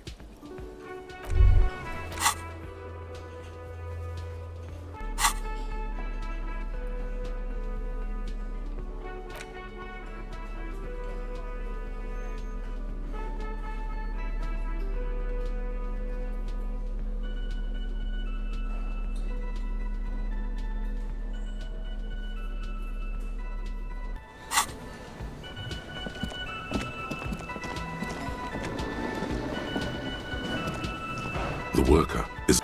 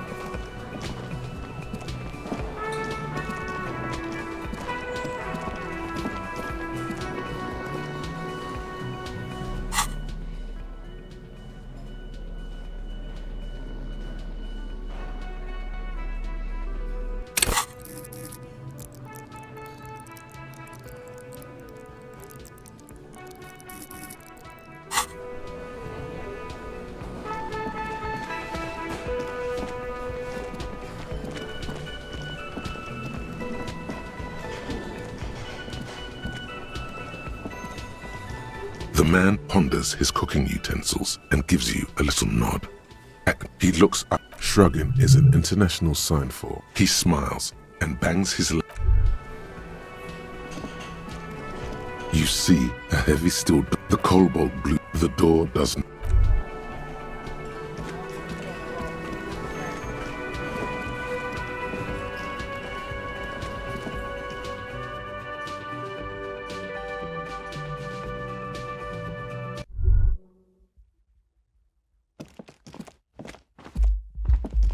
The door is closed.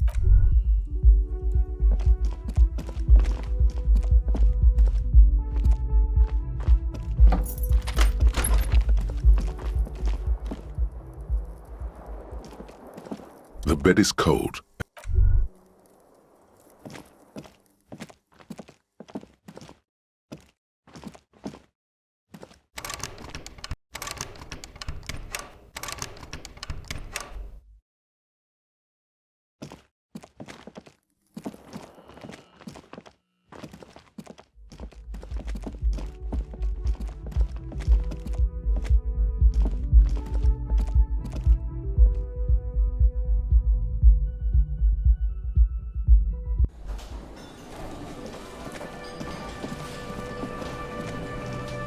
Can I help you?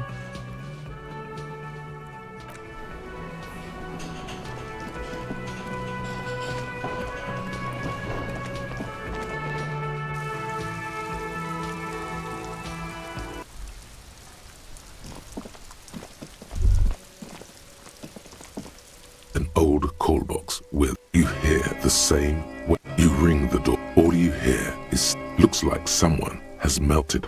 This button look. This button.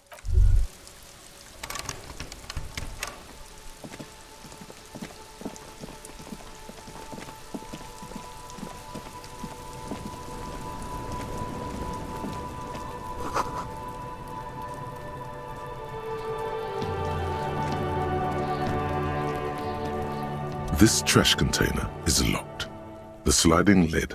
There's something in there, not necessarily connected to the case, but still.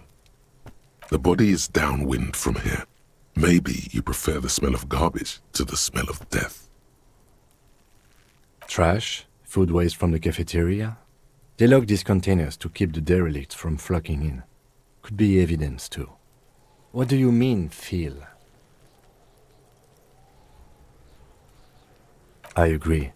We should get someone from the remote viewers division here.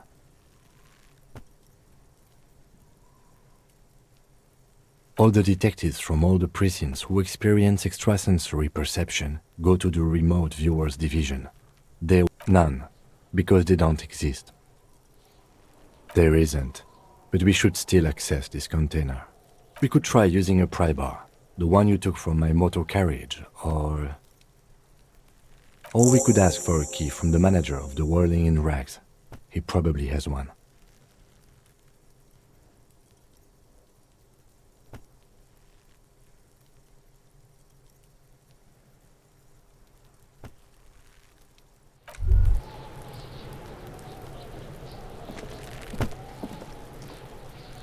Kuno, the pig's getting pretty close to me. Come to snuff my shit out, I think. Looks like it's time for me to go, Kuno. Pig's come to take me in. I'm going away for a long, long time, Kuno. Going away for life. What's going on there? Fuck are you trying to pull, pig?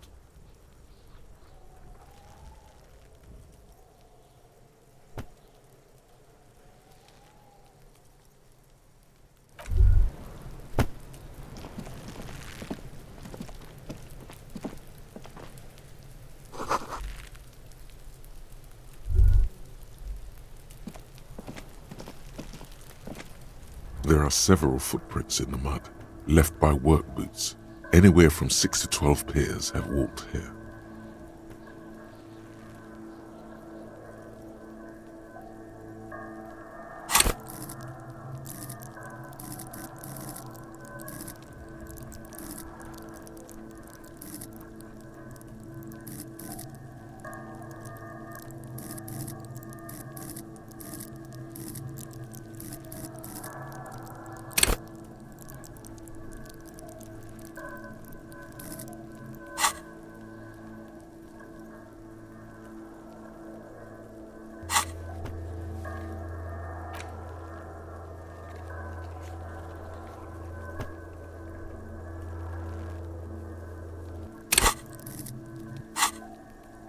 Heavy workers' boots with reinforced toes and hobnails all over the yard.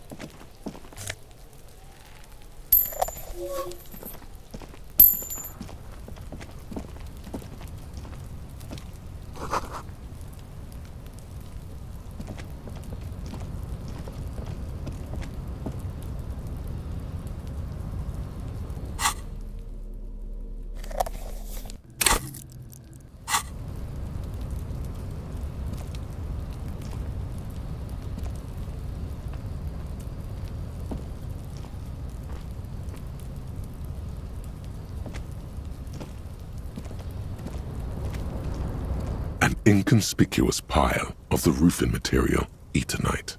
It's nothing. Someone just left some roofing material slanted against an old shack.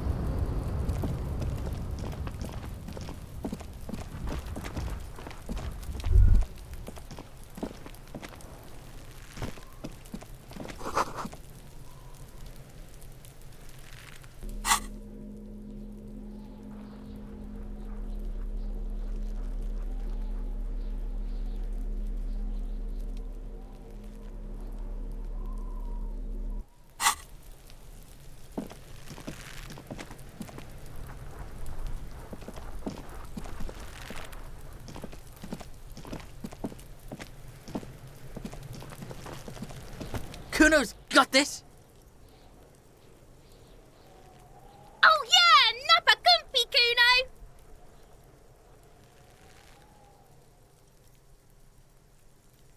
Can't talk, pig! Shit's coming up strong! Shit coming up strong. That sounds good. Joyous. You should hang out with this kid and see what that juicy shit is all about. I mean drugs. The kid's on drugs. Yeah, Kuno! Ride the lightning, Kuno! Kuno's riding it, see? The rake, Kuno!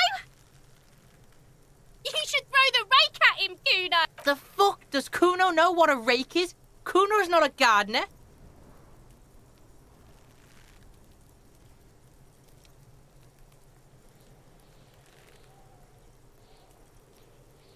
We shouldn't do anything. I don't tempt such forces. You will see. The fuck are you talking about? He's calling us Kuno! He says we're fucking each other! Fuck no! Kuno doesn't buy that shit. Fucking entrapment shit. Alright, entertain the Kuno. Show me what you got. What you got there? What you got, huh? Show me what you got.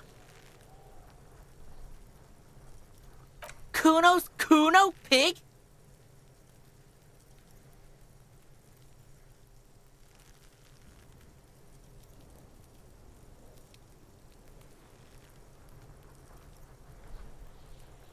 The fuck are you calling a third person? Kuno's the... He looks slightly confused, but proud he came up with that retort. But right as he's getting... Watch out, Kuno! He's trying to fiddle you!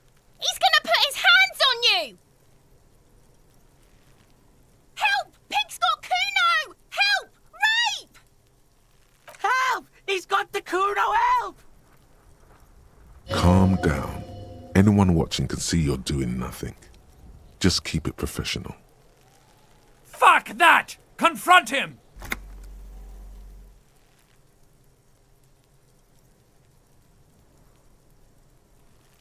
Help! He's digging his dick out! Escalate, Kuno! His dick is out! You're afraid! Pig's in here, Kuno! Somebody, please!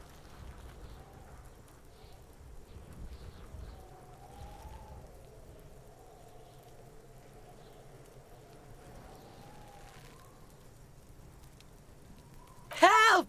Misters, help! Rolling super hard. He's having the time of his life.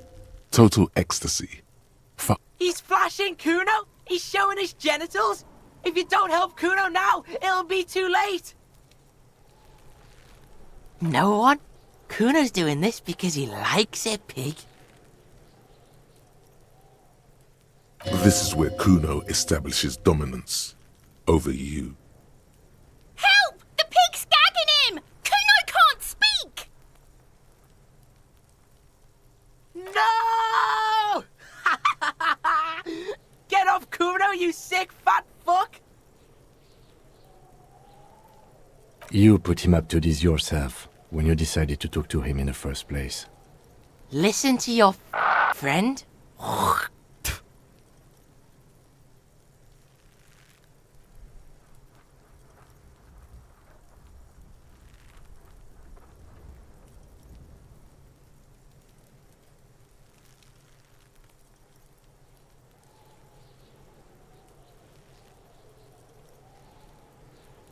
Help!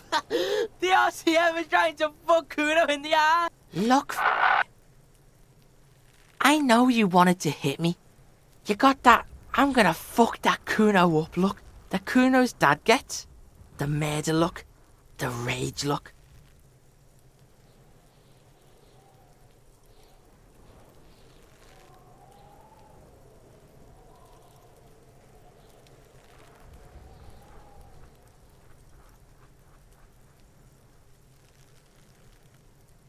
I know what you thought. I'm gonna fuck that Kuno up. I'm gonna shut that shit down. You know what? You should've, because now you're nothing. You're a joke to Kuno. Kuno laughs at you. King Kuno! Backing up was a bad idea. Now he thinks he's established dominance over you. Kuno turned you into his prison, bitch! You're gonna be in this shit with Kuno! No, you're not. We can just leave. Bitch, you're gonna be in this shit with Kuno forever! Okay, Kuno is kind to his bitch. Ask your questions, but remember, this changes shit. Click, click, click, click!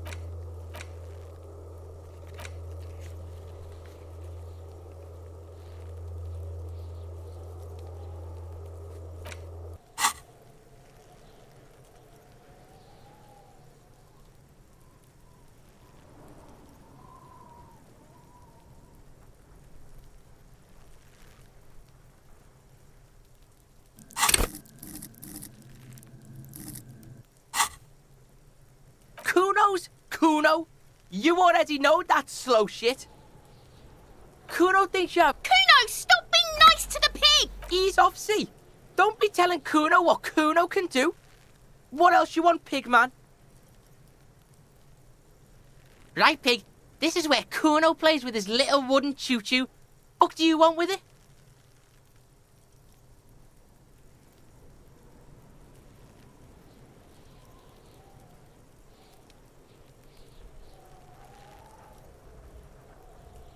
No, it's not fucking Kuno's.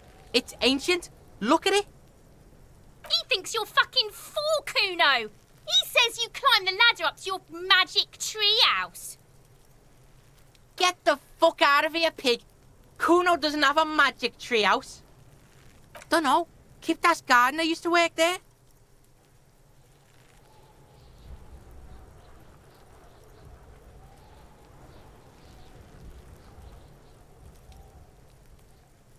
Look it up in the library. Kuno's not a fucking dictionary. Fucking small brain. Kuno means the gardener, alright? Yeah, that's what Kuno said. She couldn't handle the heat, so she took off. Kuno can take it. Shit's nothing to Kuno. Look, Kuno doesn't explain shit. Kuno just says shit.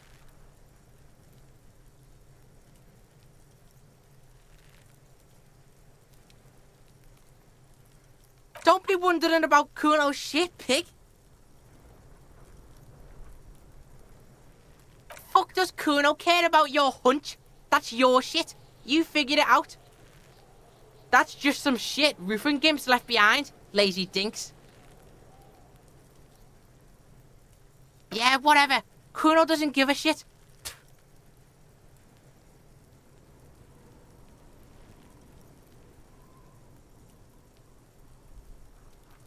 Yeah, the kingdom of Kuno. Yeah, whatever.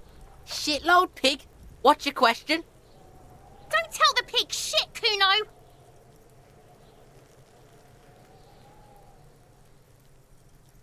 If I were to want to waste my time, which I do not, I would ask... You have no idea what the usual is.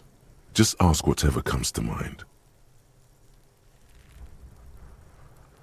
Probably climbed. Kuno was busy down the road when that shit went down. You heard Kuno. Kuno wasn't even in Martinez. Kuno wasn't in Revachol. Kuno wasn't regional. I don't know. Some fucking... Mesk or I don't know. Some other place. Night City. Kuno was in fucking Night City. Kuno gives this info out on a need-to-know basis. And you don't need to know. Kuno didn't smoke the gimp, if that's what you meant. Kuno's fuck gimp. Kuno uses the fuck gimp for target practice. End of conversation. Very strong. You should be this stoic.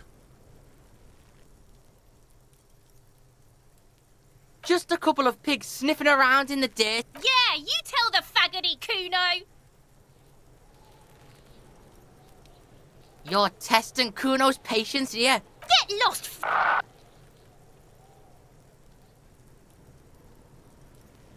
The fuck about it? You're testing Kuno. Get lost, Kuno doesn't...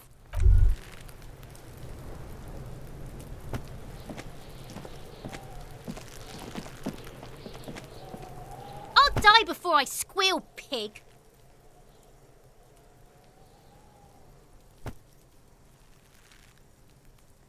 I come from the woods, Gutta Vittu.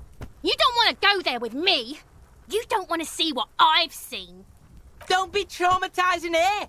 Get the fuck out of here. I'll die before I squeal, pig. You don't want to fuck with me. I got my hands bloody. You can still see the top of her hat from behind the fence. I'll die before I squeal, pig. Murder was the... I'll die before I... What's this kid sh... Get the fuck out of here, face.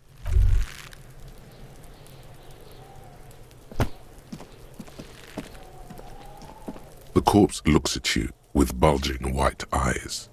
The face around them does not look human. It's swollen and ready to burst. His lips are fish-like and his tongue like a ball gag in his mouth.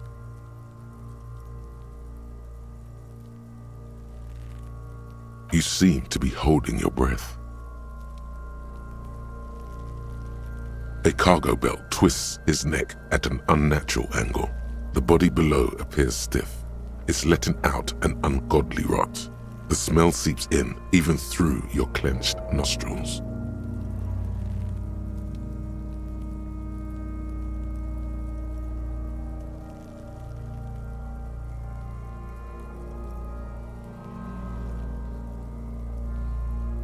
Active decay. It's okay to throw up, officer. No one is judging. He's about to blow! Cop's gonna blow, Kuno!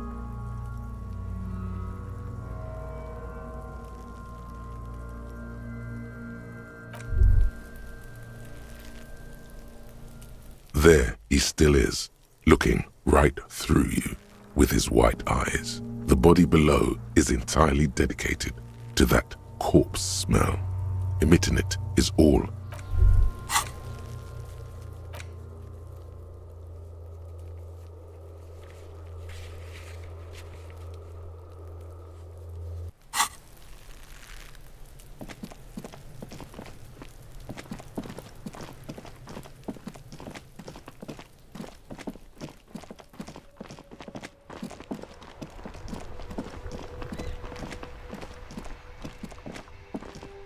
Hi, Ace Detective. Are you here for more?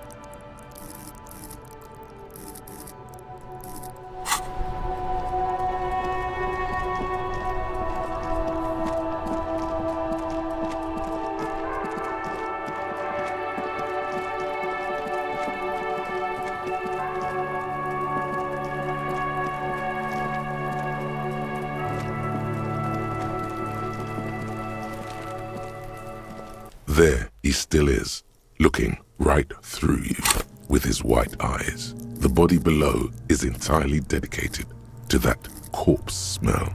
Emitting it is all it does now. The smell is repulsive. It pushes in from your mouth, more instant and more familiar than anything you'd expected. More fever than odor. It fills your mind, flushing you from within.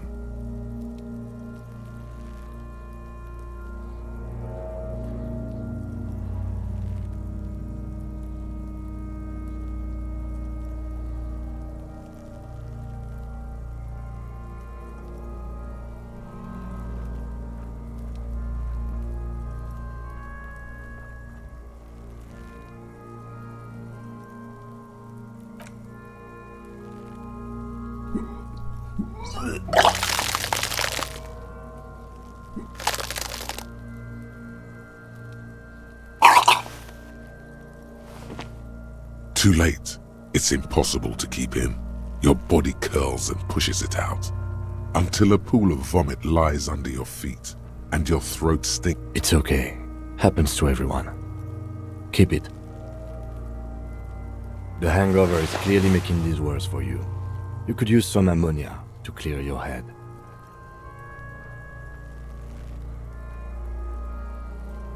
That young woman, the gardener, mentioned she used salts for the smell. If she doesn't have any, there might be some in the fridge store nearby. Acquiring ammonia will provide a modifier to the white check. Modifiers make checks easier and allow you to retry them.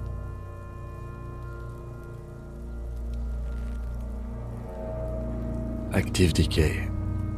He's about to blow! Cock's gonna blow, Kuno!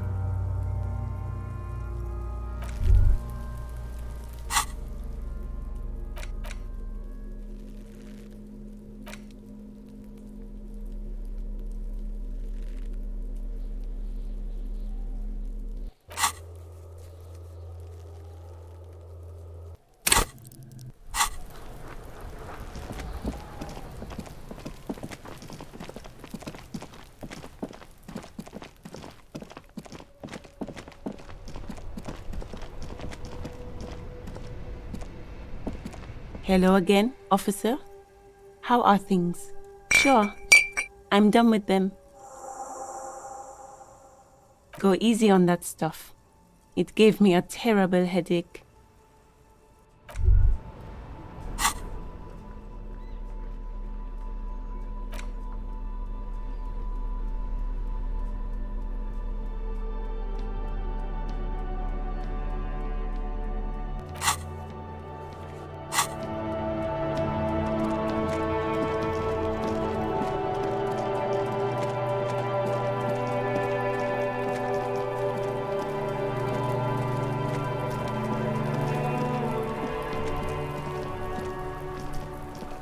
There he still is, looking right through you with his white eyes. The body below is entirely dedicated to the... You crack open the ammonia ampoule and breathe in.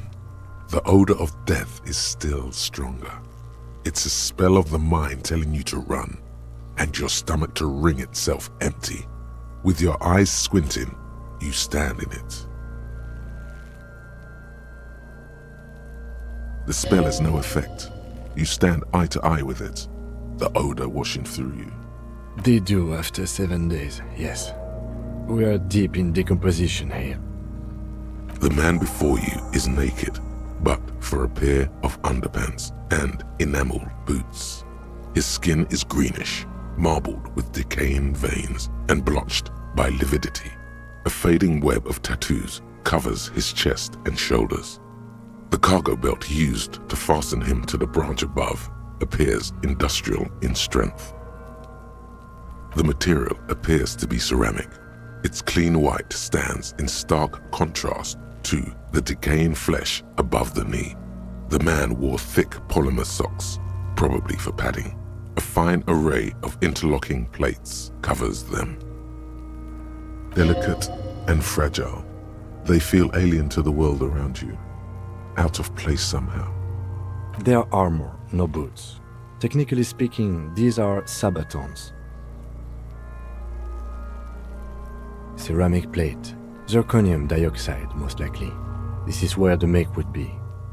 Under the heel, fair weather model T500 VE. I'm guessing that's vitreous enamel. This is advanced stuff.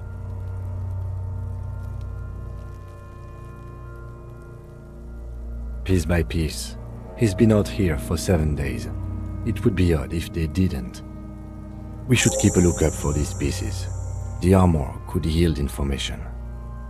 If you wear those pieces, it will help me protect your mortal coil.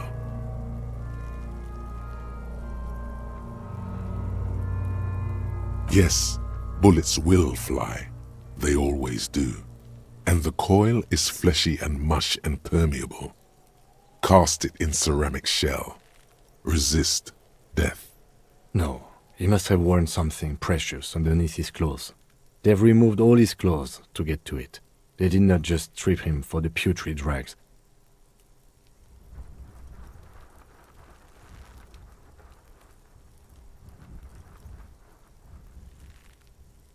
Someone could have cleaned the yard, but that's a question for the red-haired thing.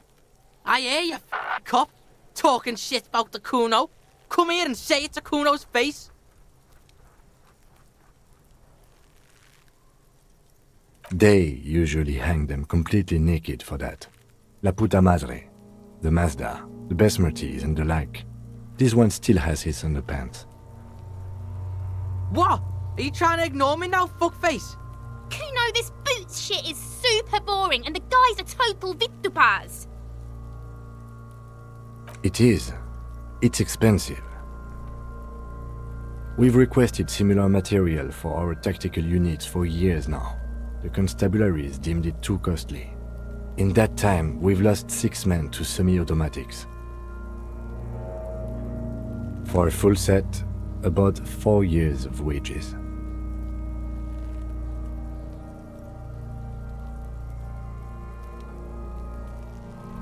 As a wage, it's regrettably small, but for a piece of hardware, yes, that's a lot.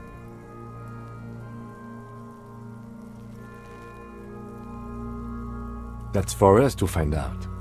My initial report on the area suggests he was a security guard for the harbor company, but that's just hearsay.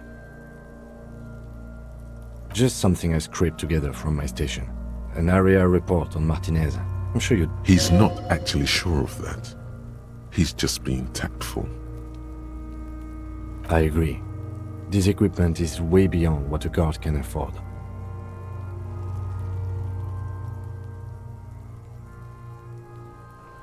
That's for us to find. No, your first instinct was correct. A small bell-like sound fills the air. Suddenly, your biceps coil up. Your elbow is sharp and cocked for a punch. Your fist connects to the boot with the same ding. Did you hear that? A click? This is a kinetic redistributor. It spreads the incoming energy horizontally from plate to plate. When the plates connect, there's a click. That's the sound you heard. See these lines? Faint, organic lines cover the plates where they separate into smaller ones. These plates then divide into smaller plates until they're like the scales of some ancient white monster, cracked and pearly. This feels dangerous. Are you sure? The stench fills your nostrils as you push down. Stop! Pig's gonna pull his head off. Brutal! You're about to pull his head off. Do it, homo! Pull his head off. There's no point performing an autopsy if you do. We'll have compromised the coroner's case. What are you trying to achieve anyway? Why are you hanging on to that boot?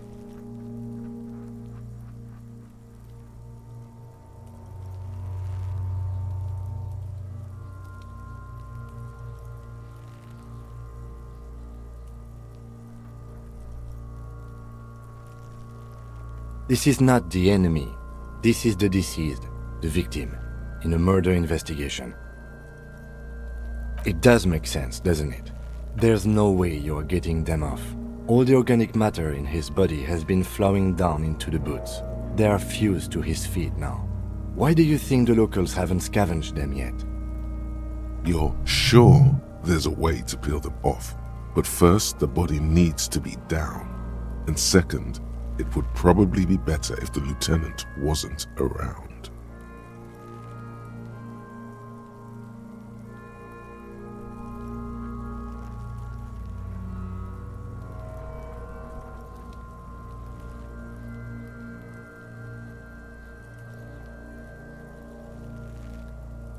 Alright then, you can pay the hostel bill in honor points.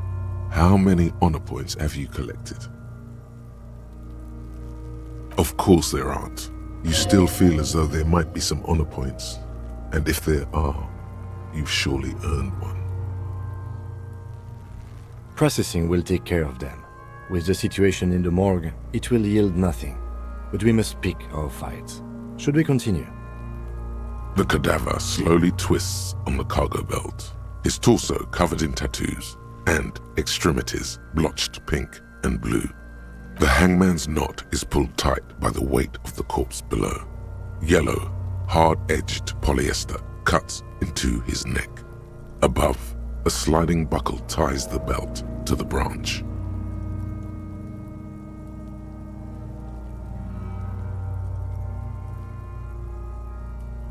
Oh my, there's something on the belt.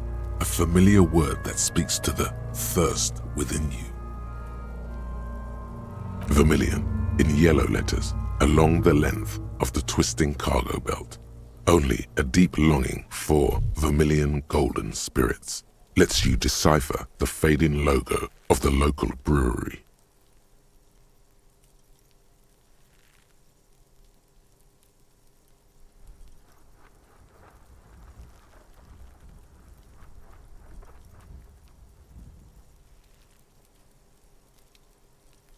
Extremely. Industrial strength, the kind used for tying cargo to lorries. Like in a circus, when the circus leaves town and they tie a black-spotted giraffe to the wall of a carry pen.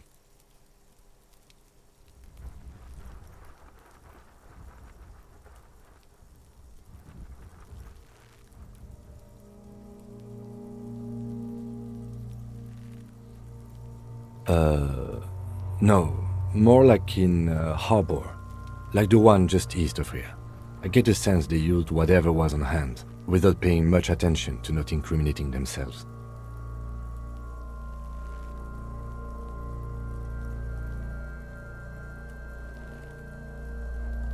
I'm still approaching this as a lynching, yes. No, you feel like it was something else. But what?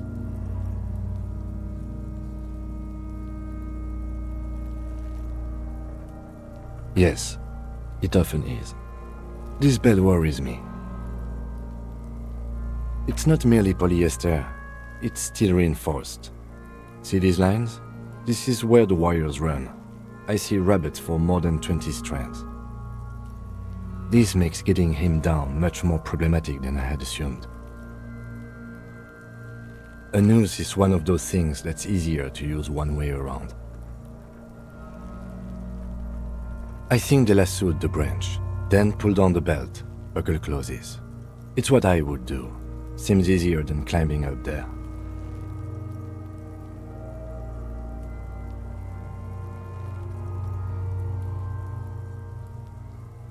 The cadaver hangs from the cargo belt, limbs limp.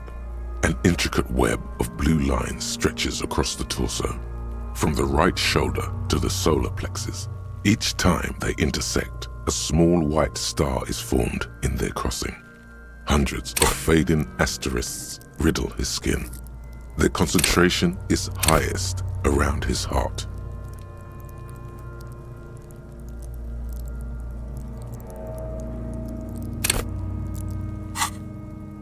His corpse is marked by stars. Alcohol and heartbreak. Your fist clenches suddenly.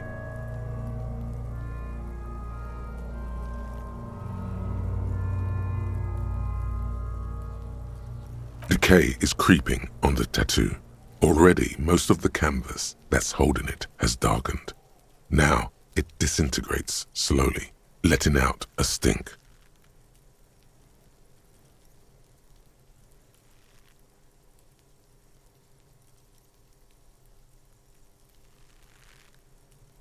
A map of the stars. I do see some similarity to astronomical charts. Great century Messinian, maybe. But this seems more particular. Customized somehow.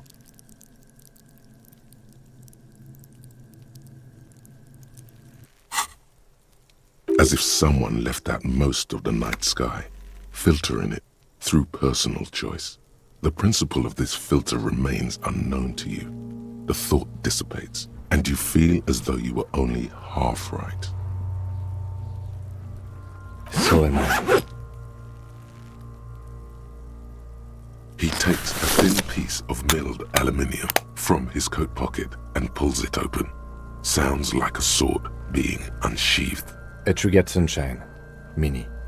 Shit, Kuno! What the fuck is that? An instant color camera. This is the first time he openly acknowledges the kid's existence. I have only 2 ampoules, so nobody move. I don't want to waste one. A sound, a shrill flash, followed by the breaking of a small ampoule of glass. You see streams of color pour onto the thick, glossy piece of paper, rolling out.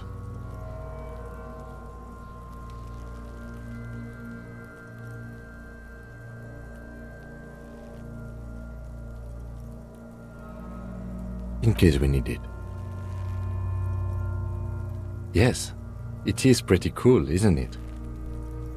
It contains insight to the victim's person. By his build, I'd say this was a man of physical violence. The story he wanted his body to tell was important to him. It is his letter, to us. Someone should decipher it. We'll need to show it around. Sure, just don't lose it.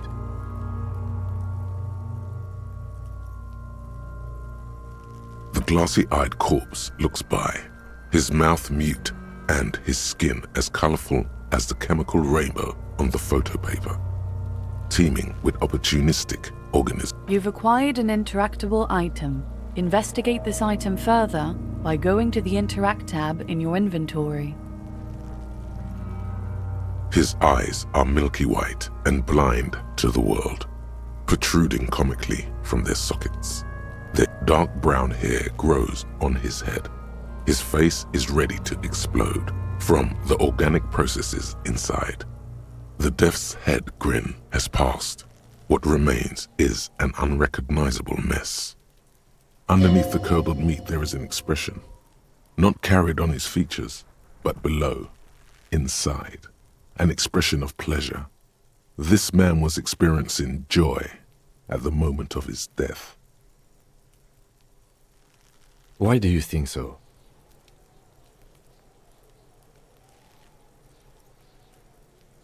Okay.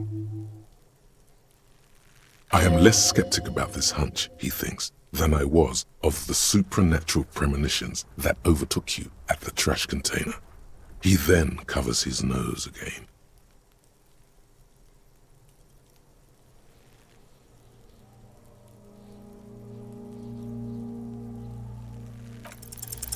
I'm gone.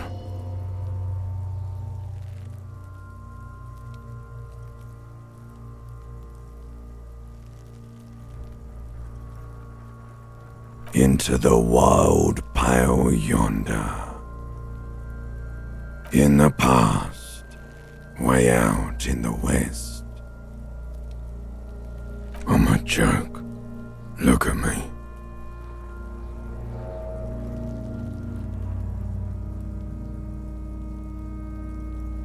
There is nothing funny about jokes either. A killer. A motherfucker and a killer. Go ahead, Cobbo. What do you mean? It's the power of your... You mad Imagination. Yeah, man! Don't be crazy! Inanimate objects and dead people can't really talk to you.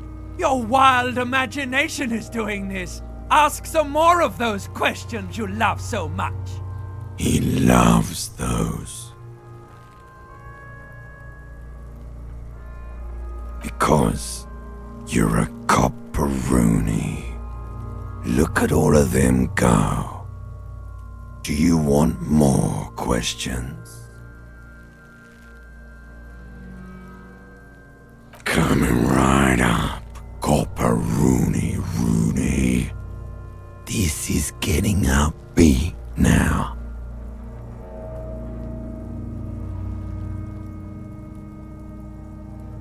Fuck no. You're no Rooney. Between you and me, your name is probably Harry. Good for you. Because you have loved it, me and Provocopo. It was love all along. Sure, Lobo. I can... Looking at my face, motionless, looking into my eyes, standing here. Why are you investigating my murder?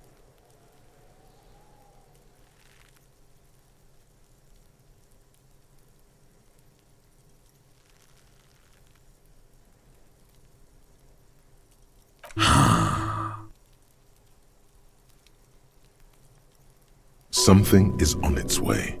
Something hidden. It's coming. A miracle from the northwest, and it's almost here. You can feel it in the air, on your hands. The cold spring air smoothing them over.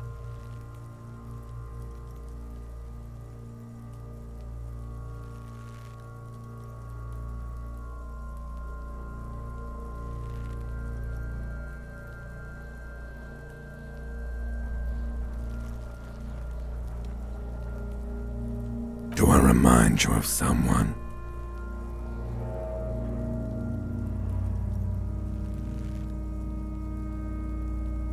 There you go. Look at that bright kid. We're birds of a feather, you and I. Soon you will be just like me. Just keep drinking and having a good time. It's a matter of weeks. Feeling nausea? Vomiting, tenderness or pain around the liver area, tiny red lines on the skin above waist level, more like days, Coppo. The clock is ticking. Your liver tells you so.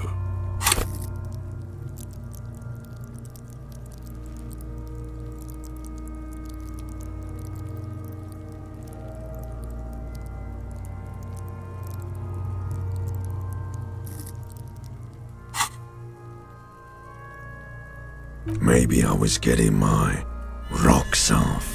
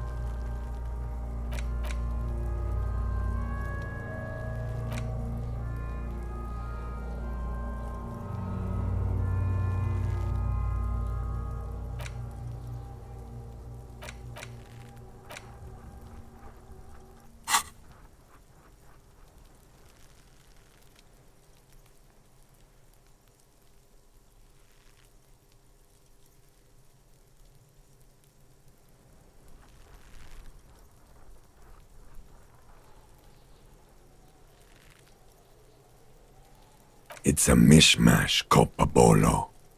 You think I'm Messinian, don't you? For you, this is how people from Messina speak like.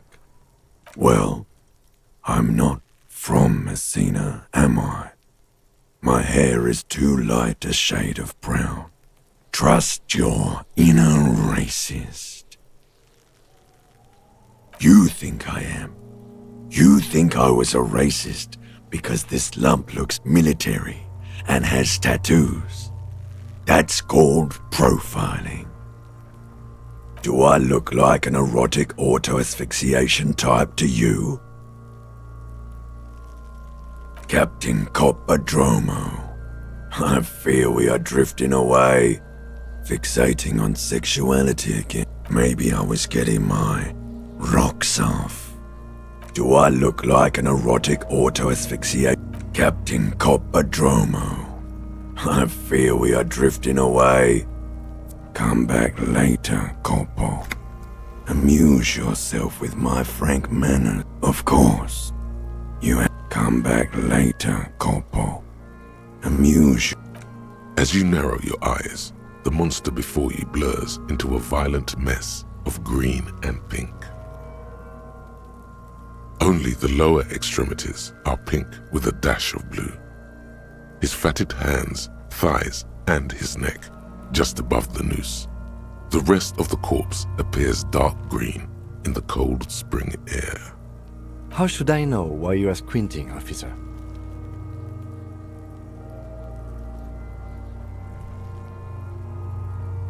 Oh. You are trying to assess lividity.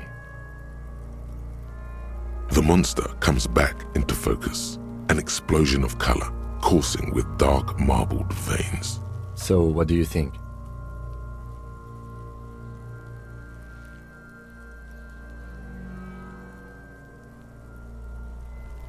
I agree.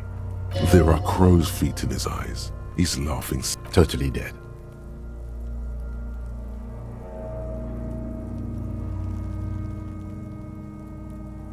No siree. I think he was upright immediately after death. Blood has gathered in his hands and feet, and his neck. The noose acted like a tourniquet, keeping the blood in his head. The hypostasis here is in tune with the hanging. That's what I think.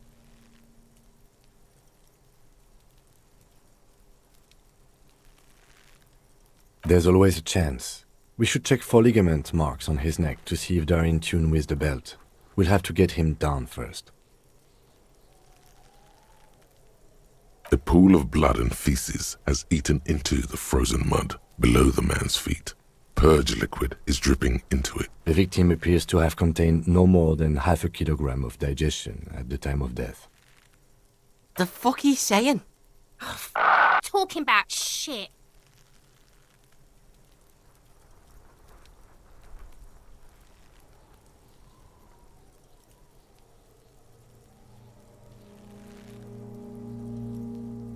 Maybe. I do. Most of them are post-mortem. Maybe even all of them. The delinquents have made our jobs harder with their little sport. Stop talking in riddles, coin slot. He means you fucked him up good, Kuno. Fucked him up brutal like.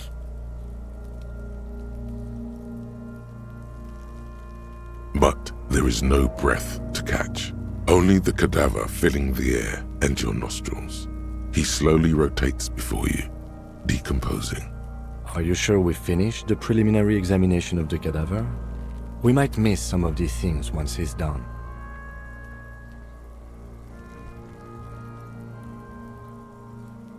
The cadaver slowly twists on the cargo belt, his torso covered in tattoos and extremities blotched pink. The material delicate and fragile. They feel the cadaver slowly. The hangman's oh my, there's something on the belt. A familiar word that speaks to the. It's hard. Industrial. Like in a circus. When the circus leaves town and they tie a black spotted giraffe. Yes, it looks like they use whatever was on hand, paying no attention to not incriminating themselves. The cadaver hangs from the cargo belt. As you narrow your eye, only the lower extremities. The cadaver slowly twists on the cargo belt. Of course. You have questions? Come back later. The steel-reinforced belt presents a unique challenge. I brought chain cutters, but I don't see a good angle of approach to the belt. The cadaver is a good 1.2 meters up. Neither one of us can reach the belt without assistance. And even if we do, there's the question of cutting it.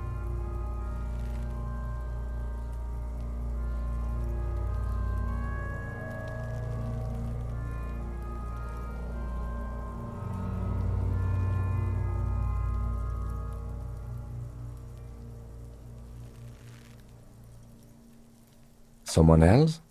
You mean like the police?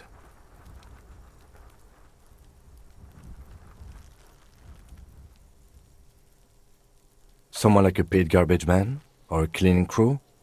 I have bad news for you. I know it's hard, but I assure you. Someone else? Someone already did.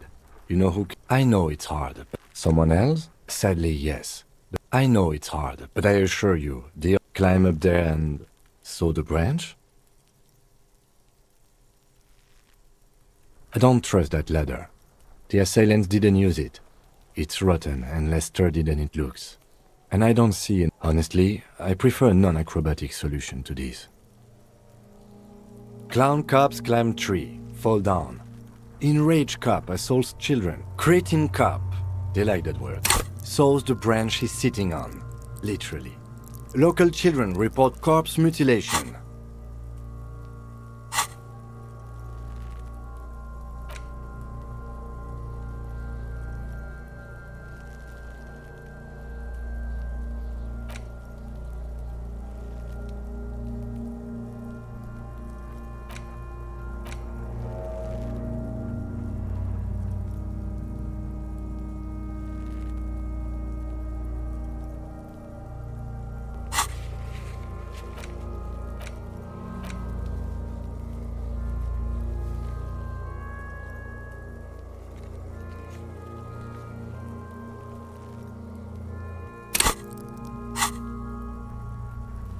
Yeah, climb that shit! See, you're only making them do those things less.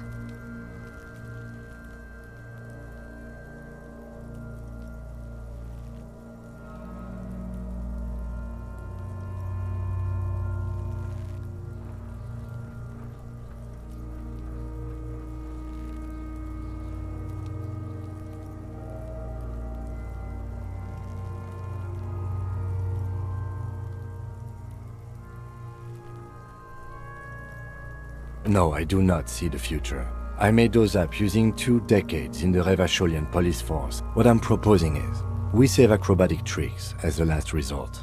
Oh, these have got to be the most fucking boring mulka parts I've ever seen.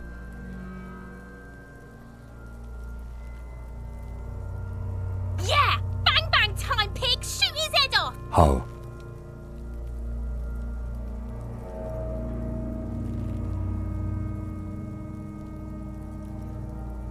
It absolutely will not, officer. That's not how physics work. It will maybe cut 1 thread loose.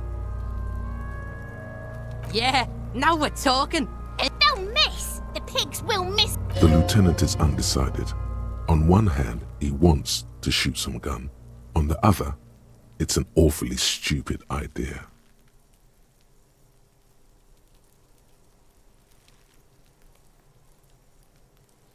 The lieutenant's brow is furrowed. He appears too deep in concentration to even notice what you said. I'll blow his head off. Take it! Yeah, take... Silence. With his elbow and produces a lightweight firearm. He drops a paper cartridge in the barrel, separates the scouring stick, and gives the cartridge 5 tucks. He then steps back and assumes the fellow's desk position, taking aim. The corner of his eye twitches. His finger is on the trigger. He's gonna fucking miss! The kid's voice is drowned in a shrill blast that echoes off the walls of the surrounding. God damn it. He feels bad about it. About his eyes mostly. Just having bad eyesight. Probably from a young age. Fucking idiot! Kuno could have hit it easy, But then Kuno's not fucking handicapped, is he? No, we are lucky as it is. We didn't break any more mistakes could put us in an unfortunate position with the locals. We have eyes on us. I didn't do us any favors with that. Kuno said he... The lieutenant doesn't say a word, just looks at... Remain collegial, officer. It was an honest mistake, and I will not repeat it.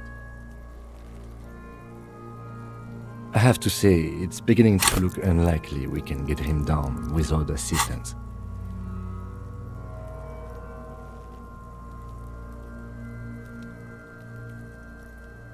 It's bad as it is, us shooting fire. Oops. This is the Officer, why do we only have one gun?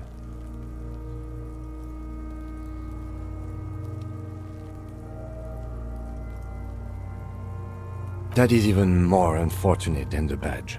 We're not off to a good start. This mission... Take it, you fucking banana poika! Take it and shoot yourself in the mouth!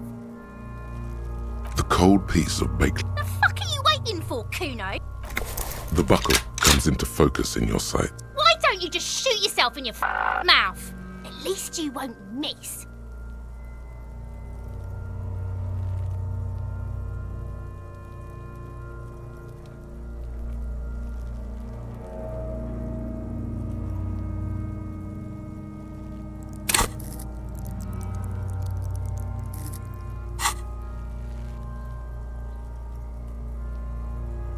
Your field as you wait.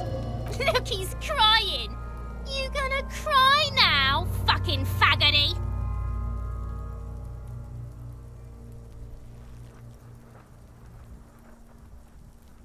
Do it! Set me free! You feel as though it would be dangerous to set this... Don't. Do it!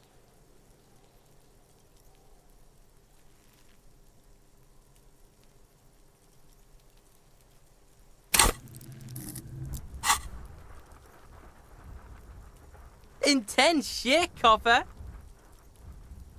Fucker waved his gun! It wasn't intense, it was pathetic! Or what? You gonna fuck me? You wanna fuck me, pig? Is that what this is about?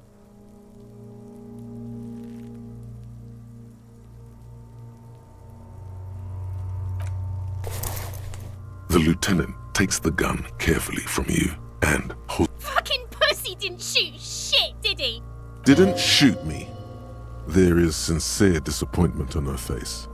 This kid was expecting pandemonium and release from her mortal coil.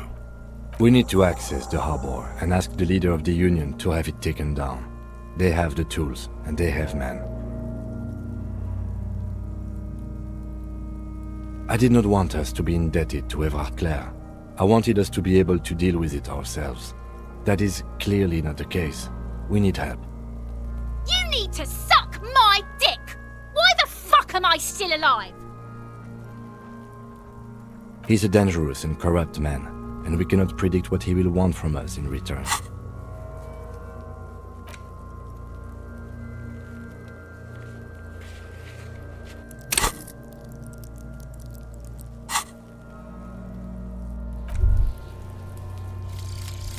Jamais vu. Derealization. Jamais vu. The opposite of déjà vu. Not already seen, but never seen. Everything that should be familiar appears strange and new, like some half-forgotten day in your childhood. Only now. That's the feeling you've been having. And for who knows how long. You should go and ask Joyce Messier about this. What world are we in? This is a fundamental question.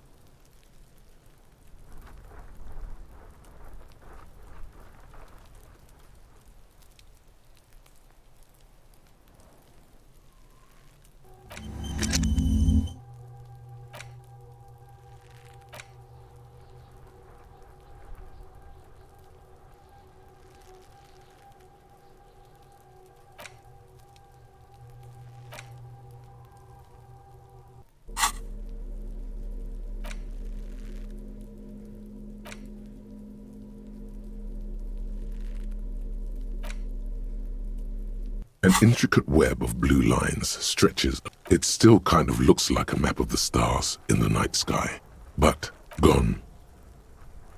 For you to discover. Someone close to the victim might know.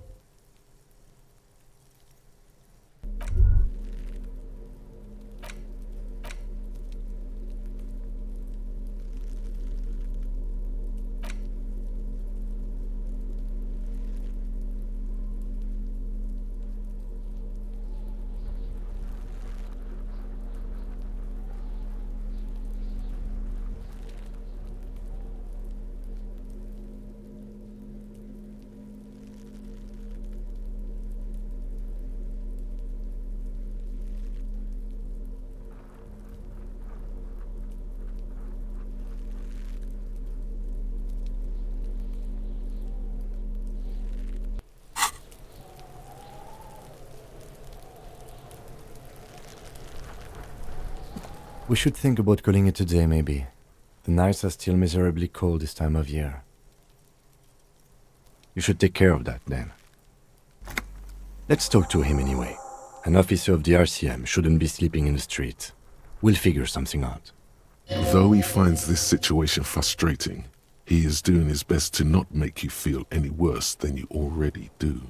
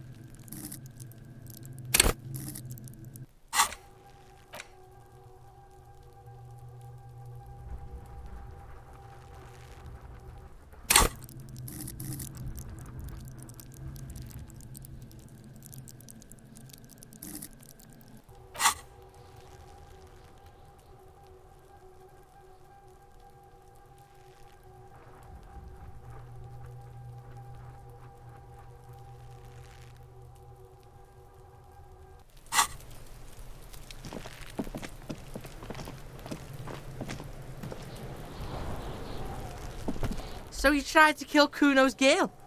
What's up with that? You want to talk about it?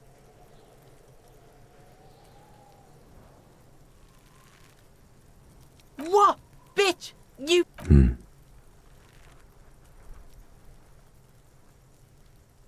Not all of us. No one's moving anywhere. Do this shit again, and Kuno's gonna climb in your room at night with a knife. Kuno knows where you sleep. The pig who fucked his window up. I'm gonna climb in through that balcony. Put the fucking knife in you. Yeah. I've been in your room. But you and Kuno are good for now. Pals. Shoot that shit at Kuno. And you're back in business with the Kuno. Kuno is a merciful king, kind to his wayward subjects.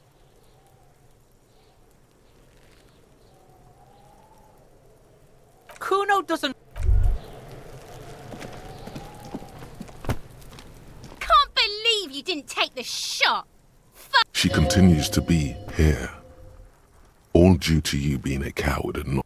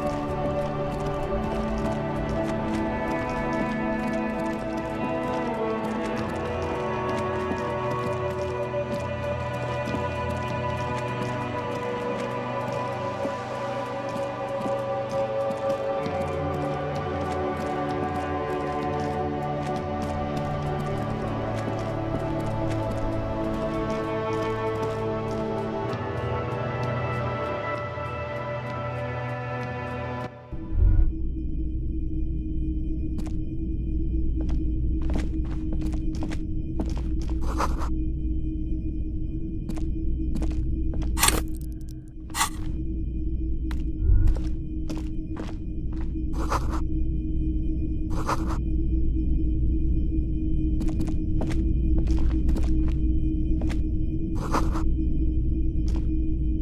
typical Martinez streetlight sits among assorted floor and table lamps. Yes, officer. As you see, it's in perfect working order. The light pole has been carefully cut, and the wiring has been redone and attached to a standard indoor plug. The light buzzes faintly, but persistently. It was brought to me to be altered. We are not here to investigate the theft of city property. You have to admit it's rather clever what he's done with it.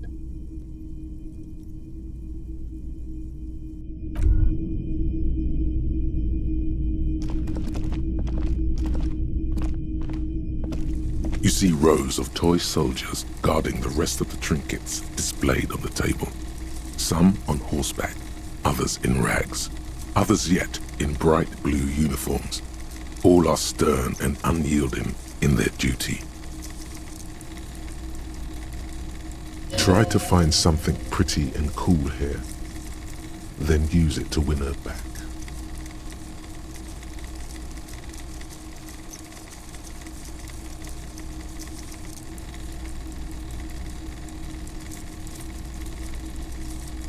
Big men on big horses, clad in lamella armor and carrying flintlocks. The Franco-Nigerian knights. I used to be very serious about these guys. A long, long time ago. They're not all blue. These figurines also wear gold coats and caps, complemented by orange trousers. They are variously posed, wielding swords and rifles with bayonets.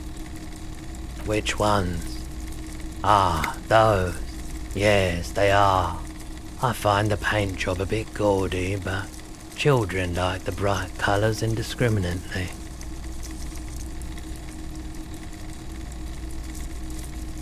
This set of soldiers isn't meant to look impressive. A few have rifles, but most of them carry pistols. Some even shovels and tall sticks. You're probably talking about the revolutionaries, yes? Yes, they are soldiers, revolutionary soldiers.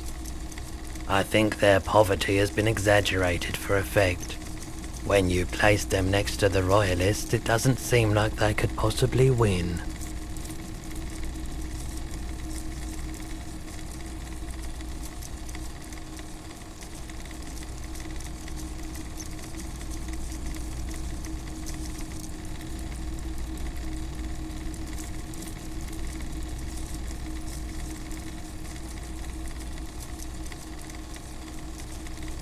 Maybe.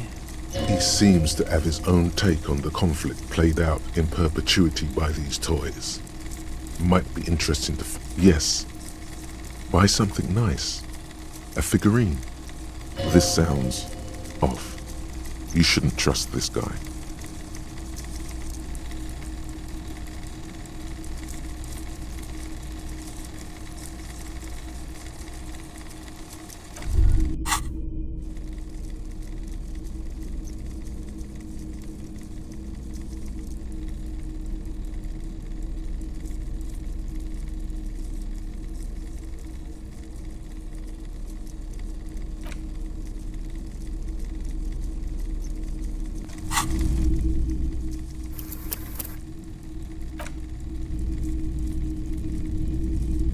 You see rows of toy soldiers guarding the rest of the... Why?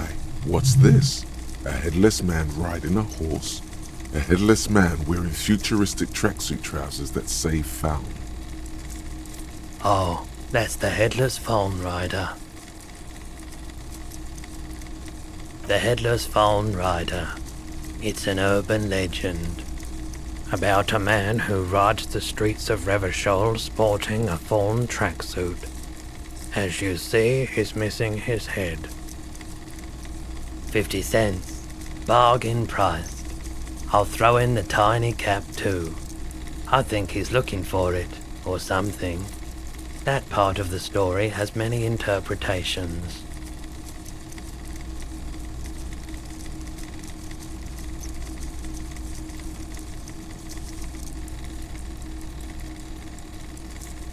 Did I mention that this figurine is supposed to be lucky? Always carry it with you.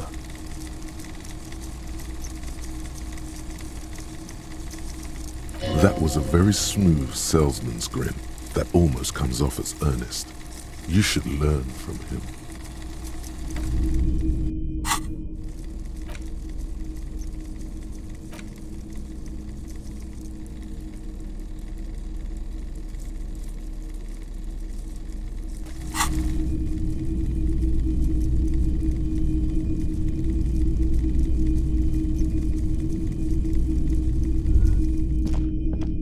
The boomboxes on the shelf look well-loved and well-travelled. One especially catches your eye. Deep gold and amber plastic with a big old handle on top. A classic. This is you. Golden orange. A sunset suite.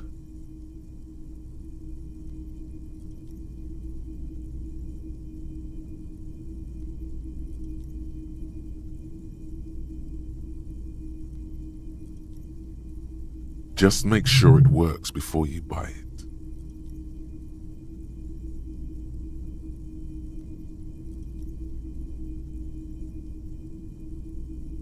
If police work means playing tapes, sure, you can use it for that. Or any other time you'd need to play a tape. Like a beach party. With sand and sun and seagulls dancing on the breeze. Theoretically, yes. But we don't have time right now. It's generally murder investigation first, then beach party.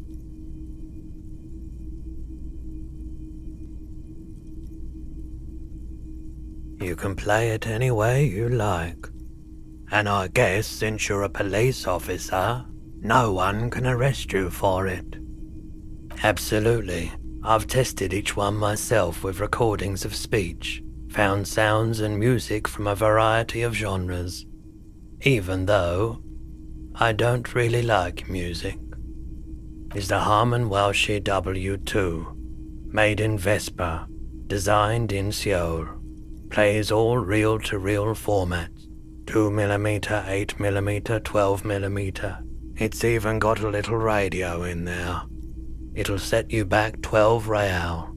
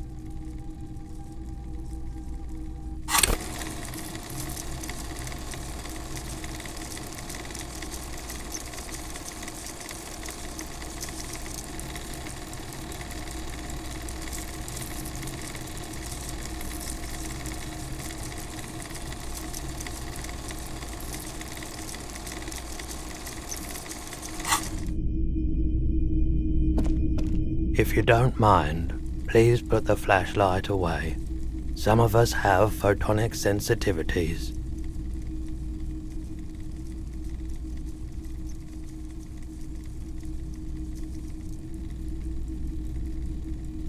I do appreciate it.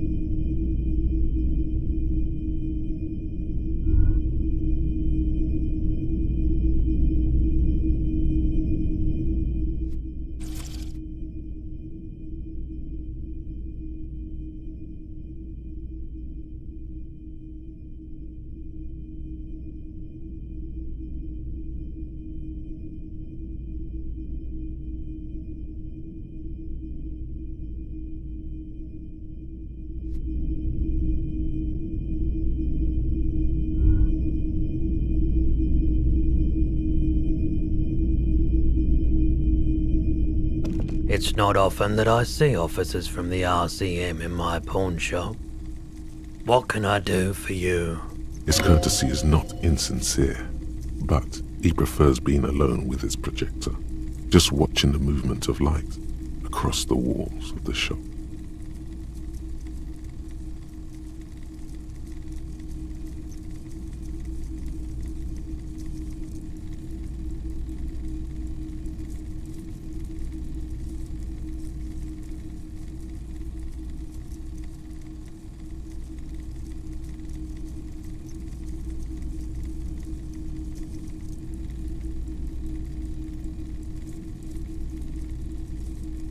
I haven't had any problems myself, though some of my customers have complained about inconsistent law enforcement. Who are your customers usually? All kinds of people come through here. Locals, travellers, people looking for a deal, people looking for a keepsake, people who are terminally bored.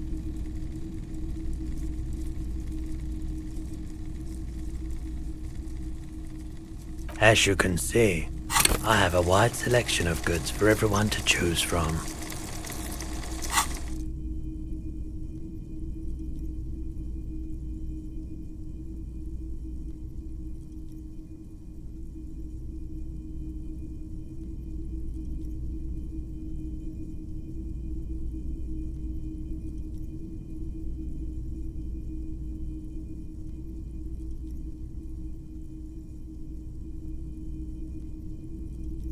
It keeps me entertained. Entertained? He might be high. If he is, on what?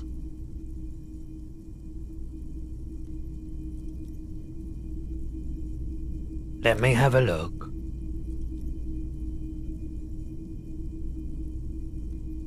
I'm not purchasing any more clothing at the moment. And especially that tie. It swallows photons around it.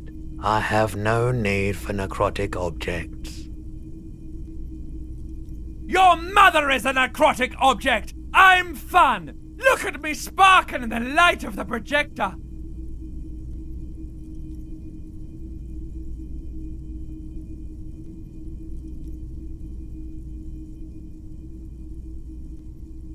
Anything else you're thinking of selling?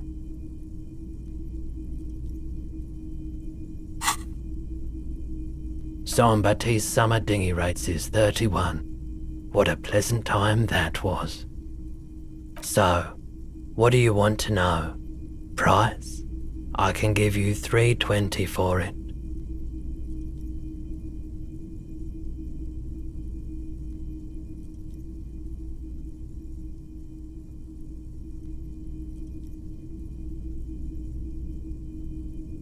Sure thing. So, do you want to sell anything? Oh, no. I don't like those kinds of objects. No aphotic paths, counter-radiance networks, anti-magnetism. It's dark. Another time, perhaps. I doubt it, but I can try and answer any questions you may have. I do my best to keep my distance from all manner of the corpse behind the hostel, I assume. I don't have a truck with a mounted platform or anything, or ask around the harbour. The pawnbroker's gaze is already fixed on the dancing colours. Someone else came here earlier today asking the same question. I promptly sold her the gun you pawned a couple days back. The lieutenant shifts from one foot to another, alert.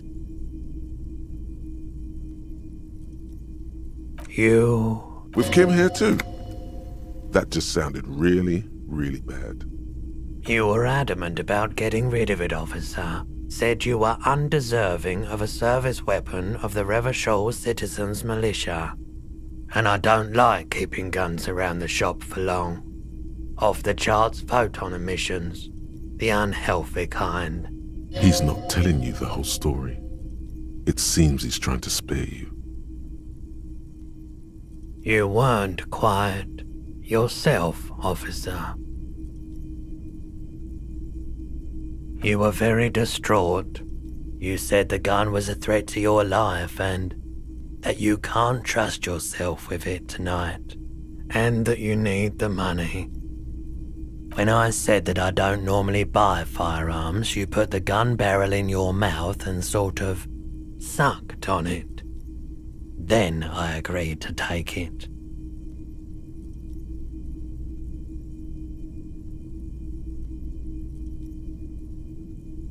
You sucked on a gun?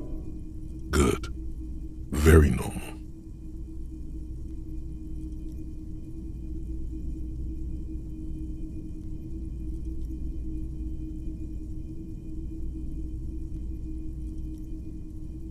$15 real. The lieutenant looks from you to Roy, and then back to you. It's clear that he hopes this tableau might... This has got to be the most. Wow. There's pity there too, in case you didn't notice.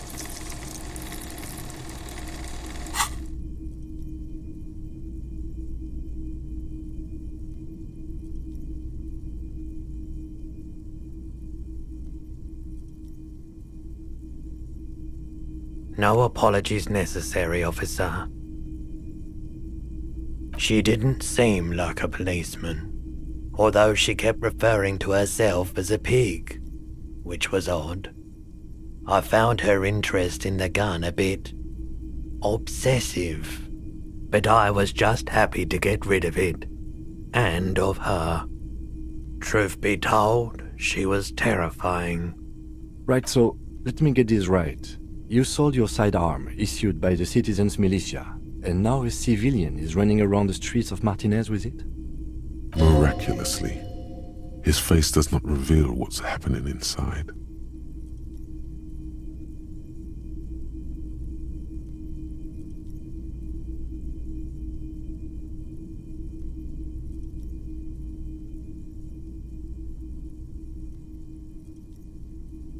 You're right that she could cast aspersions on the force. We have to find her. My apologies, officer, but I have no idea where... A needle in a haystack. There is nothing you can do about it now. You just have to hope you luck upon her somehow. Of course.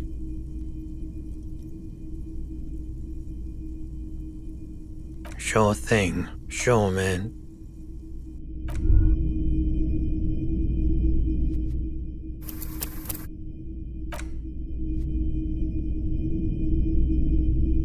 Greetings on this fine night. What brings you here?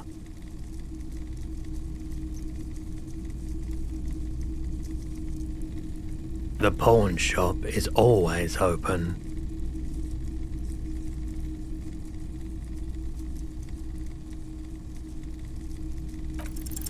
Okay, he definitely is high. Whatever it is, you've probably done it, and many other things besides. But you can't cut through the jumble of a guarded man like him.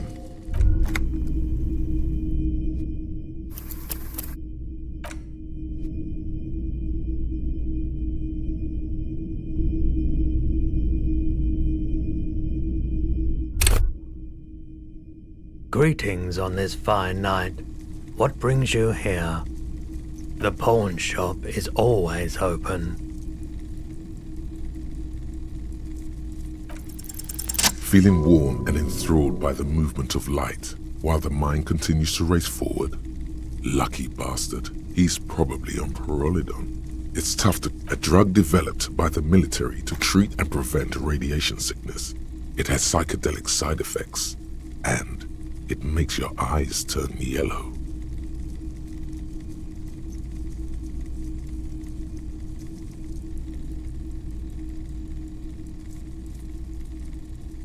I try to keep the shop at a comfortable temperature.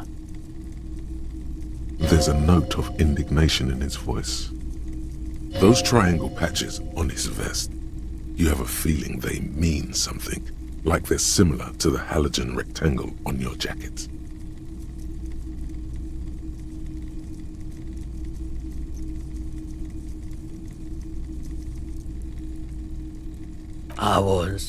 I was with the emergency relief brigade, you know, after the People's Pile disaster.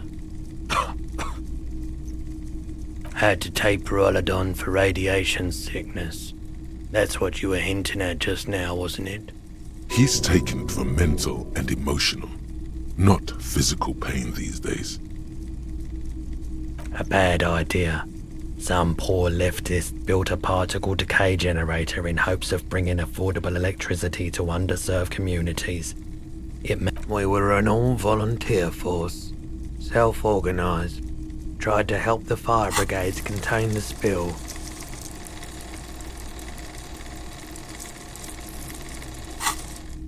Tough son of a gun, this one. Respect. I lived by the river since I was a small boy. The Esperance. Didn't have the art to let it all go to shit without trying to do something to help out. There wasn't much the volunteer force could do, however. We wasted years in the river mud. Years getting sick.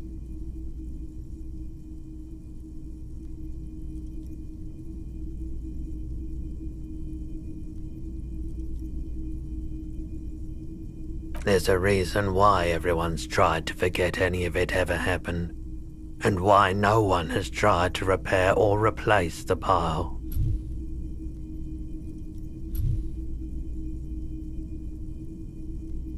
So much disappointment, and early deaths, cancer mostly. And we knew all that was coming even as we were cleaning up as best we could. No one's. Everyone's. So much bitterness. A bunch of poor people built themselves a primitive nuclear reactor, hoping for the best. What do you think is going to happen?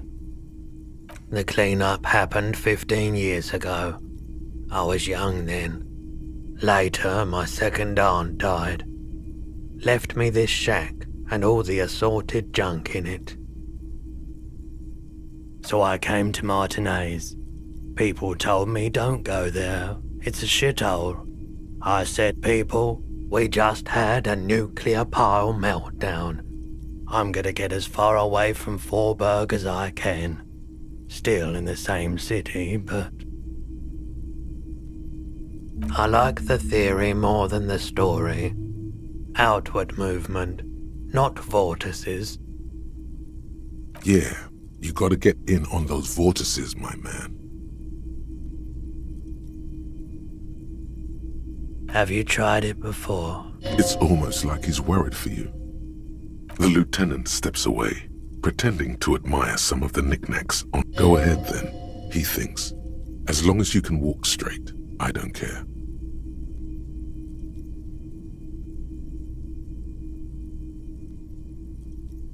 If you say so. Here you go, man. Yes, darling. That's the coalition government ordained Perolidon. Not so sure about this.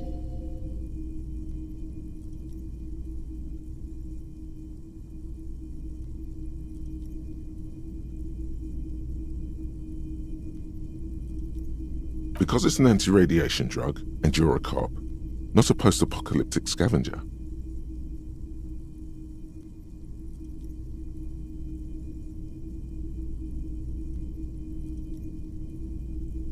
I respect your decision, officer.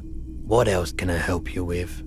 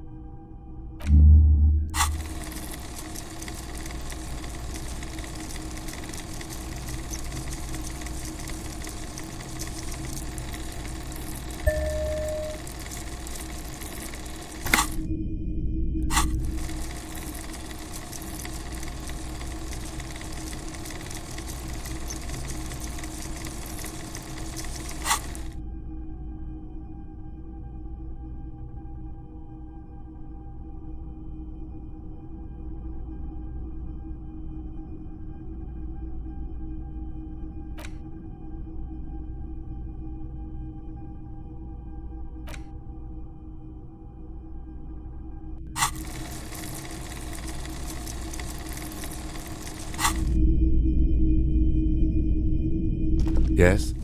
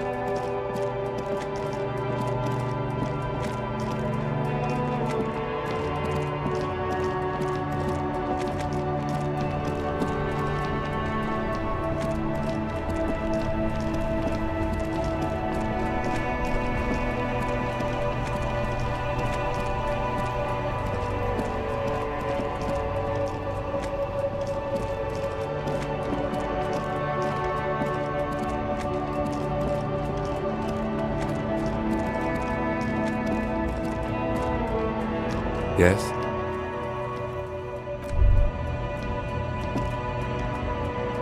An old monument stands in the middle of the traffic island, pointing toward the sea. It looks as if it's been reassembled piece by piece, secured and mounted in the air with the aid of numerous ropes and rods.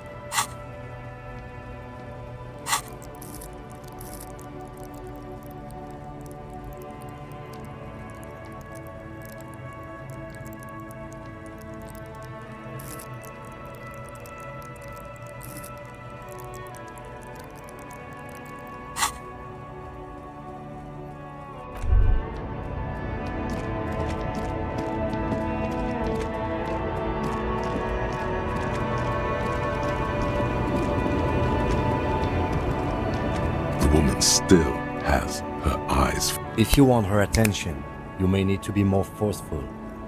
Where am I? Who are you? The smile on her face has disappeared, replaced by the wary aspect of a cornered beast. Never mind. I remember now. I'm still stuck in that traffic jam in the 50s.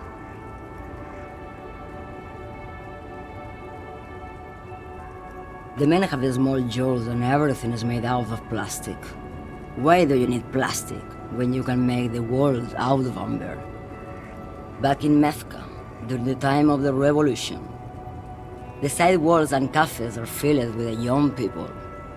I was on my way to see a new Boyadero picture starring Gabriel Buenguerro. Until you came along, that is.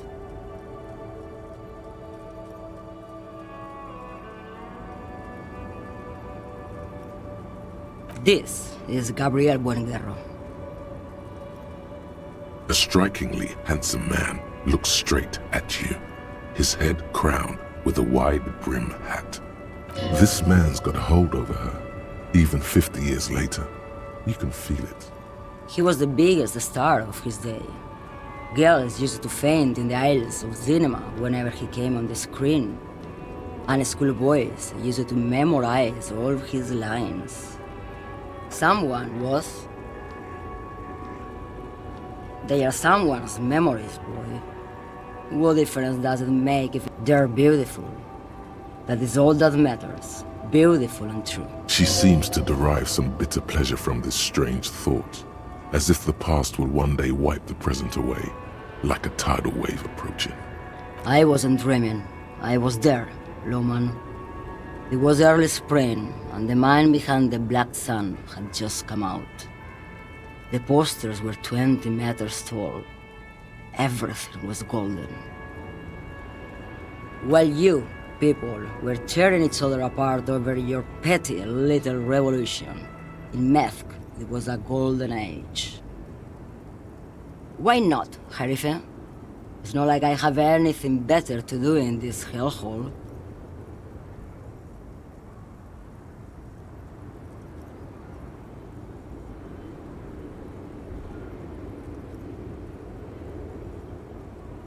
Of course not. To truly understand the Boyadero, you need to listen to On the Western Plain. It's an old ballad about a young girl who falls in love with a daring Boyadero. He promises to marry her as soon as he returns from the Western Plain.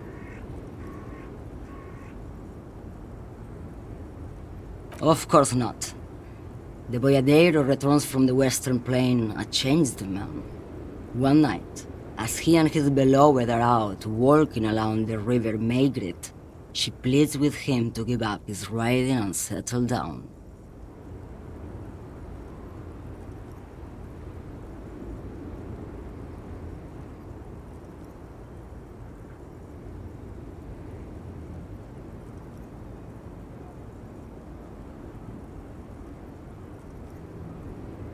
So the Boyadero strangles his beloved and throws her body in the Magritte. Then he rides off, because the Western Plain is calling to him.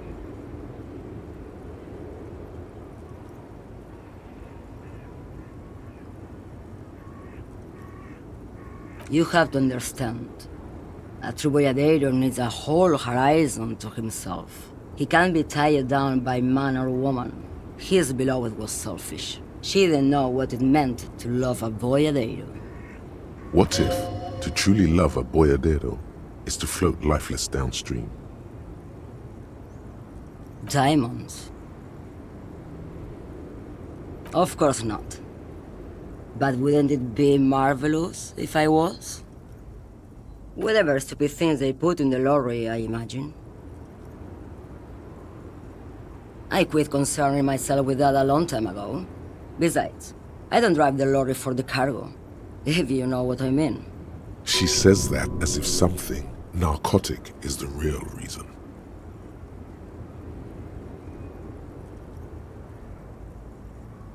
Oh, it's so much more than a high where I go, Harife.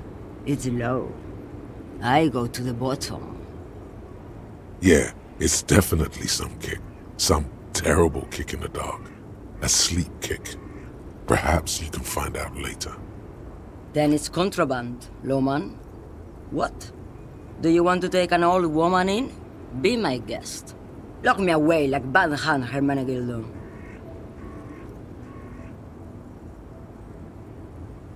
She's just a distracted old woman. We should maybe let her get back to it. So he doesn't think she's a smuggler.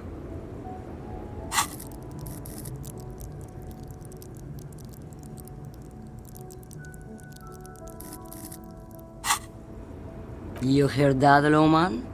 I don't think your partner likes you spending too much time with me. Nothing. I just don't think she's connected to anything.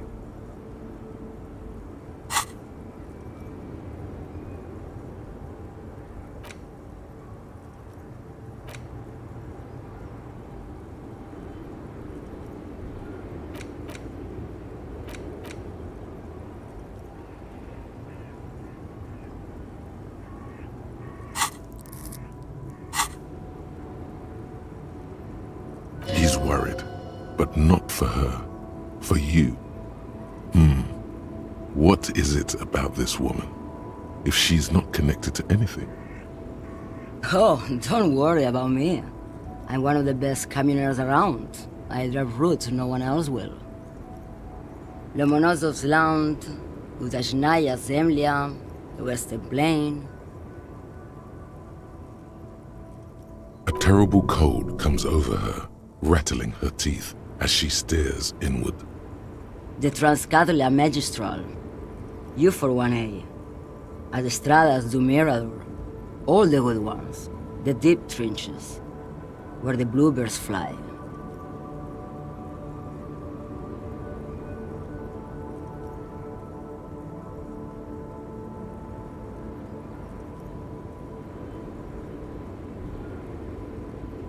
You're right, Lowman.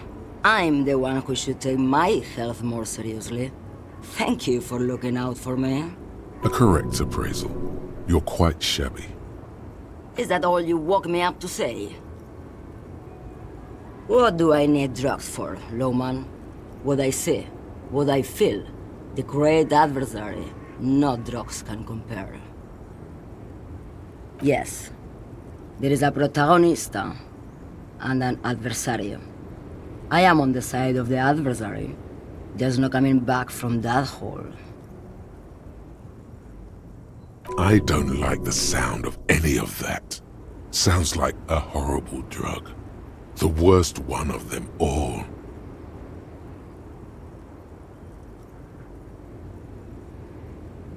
If you don't know,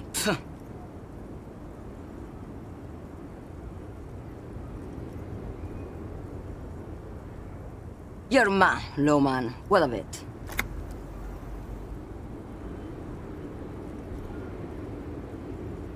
Maybe. Probably not. Makes no difference to me either way.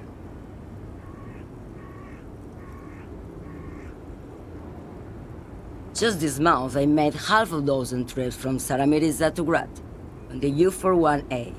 What do you think they take from Saramirizza to Grad, Lowman?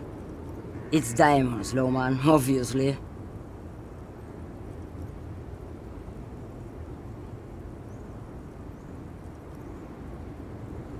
Diamonds are good for you, Lowman. You should try them sometime. Make yourself pretty like Eva de Zoras. Easy. He's the skinny man who thinks he's a poet. Never trust a poet. Also, he's the only one I can see from here.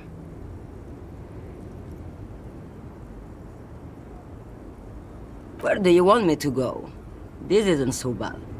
I can listen to music, or the seagulls. Look at all the colors and the features of this world. It's a good palate cleanser, this jamboree. Or I can just relax and let my mind carry me back where it will, to the Great Plains.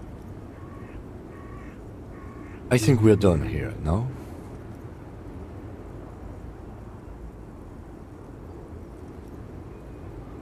Yes, go. Enough jamboree. I need to get back to Meski. The 15th Indo tribe. Because there was. The 15th Indo tribe was comprised of 8 kids from Forberg and North Jamrock, running from wild dogs in the valley, hiding scents under rocks, and stealing clothes off clotheslines, and sometimes even the copper wiring of phone lines. You may have been one of them. This must be a childhood memory. The 15th Indo tribe was your Indo tribe, set to rule in Cylinder.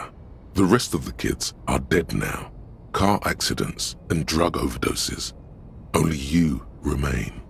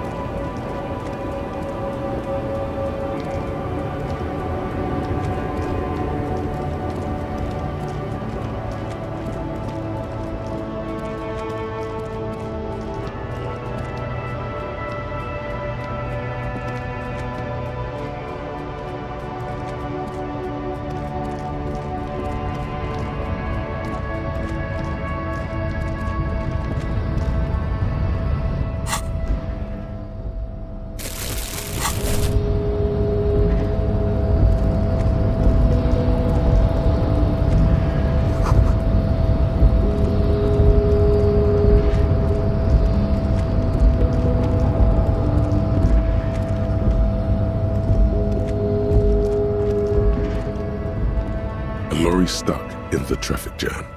This big, heavy grab made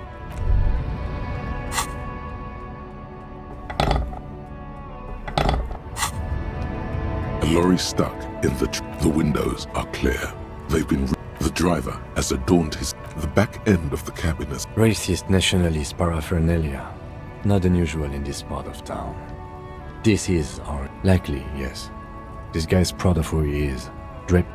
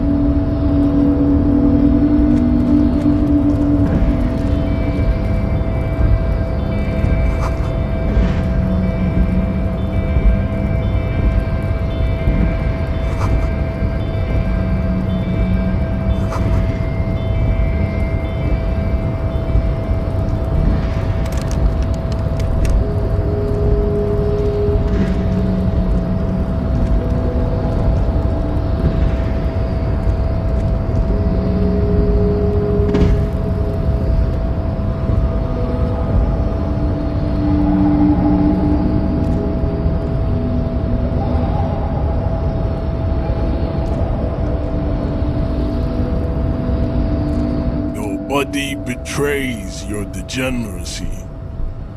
Yeah, Measurehead. His body totally betrays his degeneracy. Don't say anything. Size him up first.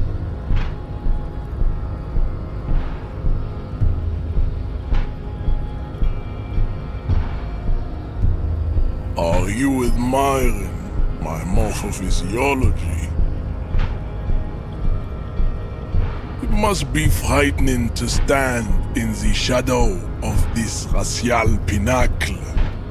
Be calm, Am Sandwich. You are not in danger, because you are not a threat to me.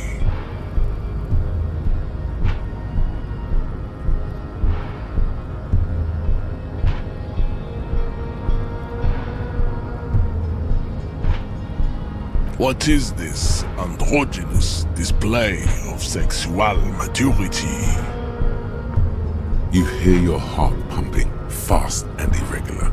Your joints ache and you feel old, but still alive. Stop it!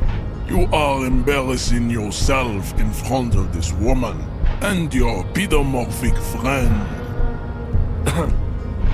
This display of weakness may appeal to older women with a stronger maternal instinct, but it is a liability here on Battlefield Martinez. Jean-Luc, his body is betraying his degeneracy pretty hard. Maybe you can ask him to leave.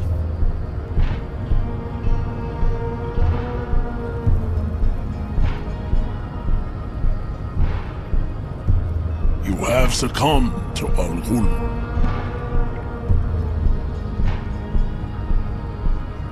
You reek of it. An invisible sword of Al Ghul emerges from your throat. You cannot see it, but others can. It is making the woman in my company sick.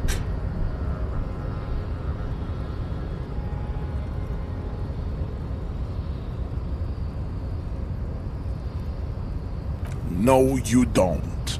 You need to get another drink. Occidental Haplogroup B4 is done. Show him the ham still got it.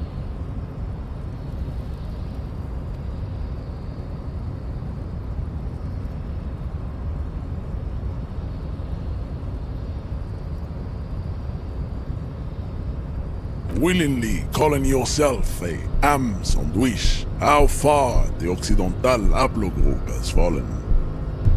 You were once a noble. You gave the world eugenics, electricity, and powerful weapons of war like missiles and aerostatic aircraft. You dominated lesser cultures, like the deformed Hemians and the inexplicably potato. You will be superseded.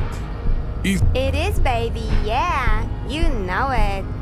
There is a button right behind him, just out of reach. It must be the one that opens the door to the harbor. This man is not budging.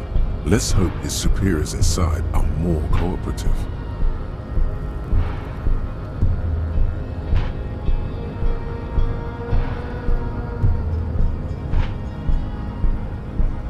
Enough with this begging. You should leave this. Bring your troops to the Simenine Islands and to Boogie Street. The walls will be lined with bottles of Al Ghul, your beloved beverage. Inside, we will store the odes to homosexuality you call art, and your microcephalic skulls. Racists are generally not very good examples of their race. I am not like them. I am craniometric perfection. I have taken the trouble to permanently draw a phrenologic grid on my skull and features. This should dispel any doubt.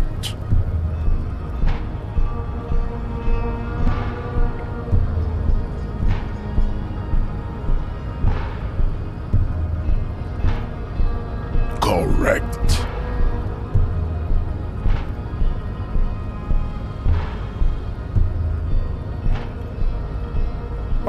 Don't be vulgar. White or not has got little to do with this. There must be some friction there. He's keeping it well hidden, however.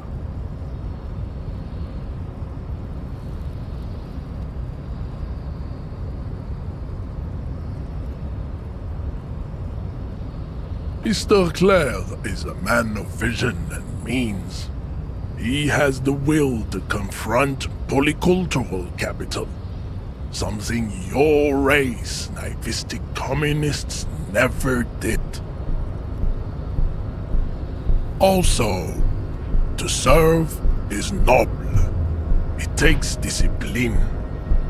Your petulant individualism has only contributed to your race failure.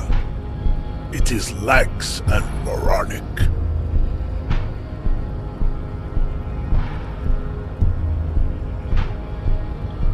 Jam. Individualism. You have gotten these ideas from degenerate youth culture, have you not? You have picked them up from rock and roll songs? Offshoots of the Seminoles people invented disco while having sex under the influence of cocaine. It is a shame upon my race, but what is done is done. I am not surprised you enjoy it so much. This has happened to many of the side products of the inevitable cultural victory of the Seminoles race.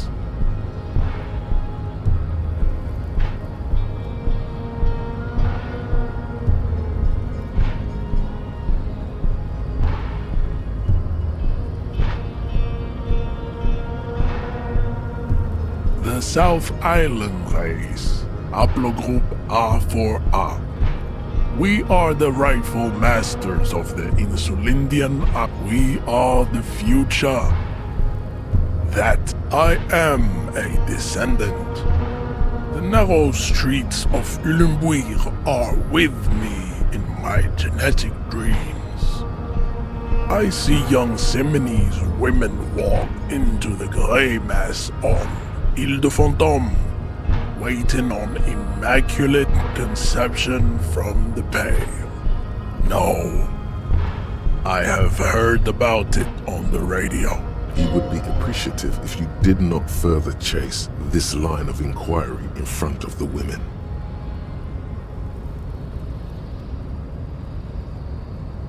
I'm from Couronne. And no, it is not just in Revachol. The city is central to the Simony strategy. Spreading through its trade networks, our culture will dominate. You have heard enough about our phylogenetic secrets for today. You have extinction to come to terms with, and never getting that dead body down from the tree. I think this racist is better than the last, but the next racist will be the really good one.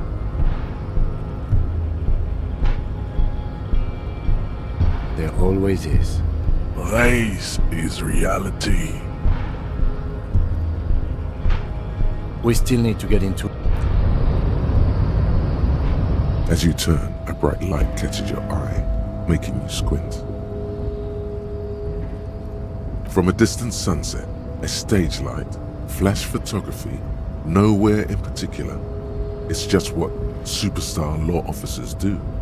They squint at lights, and they solve shit.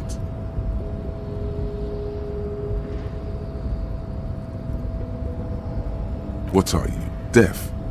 They're perfect, like rockstar politician and drug addict teacher. Embrace the superstardom you've worked so hard to establish.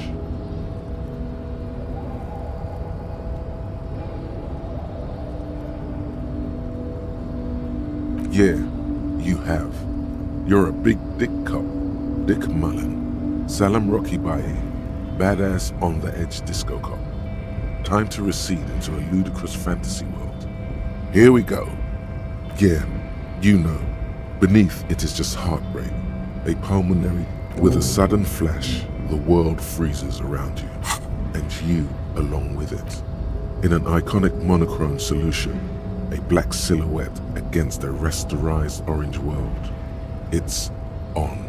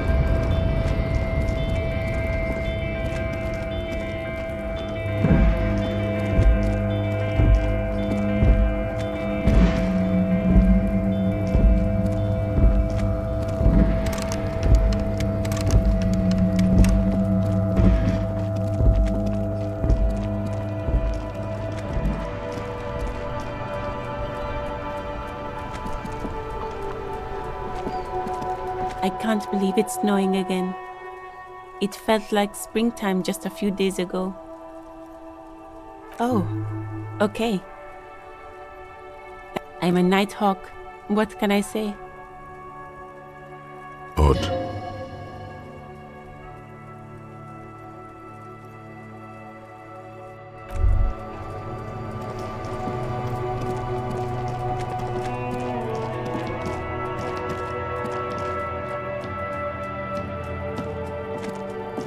You You see a set of tire tracks in the brown slush that covers the plaza mosaic.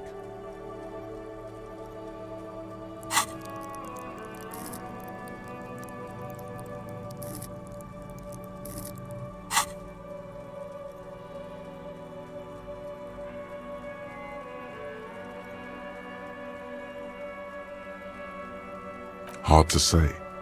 Cop habit. You look at everything.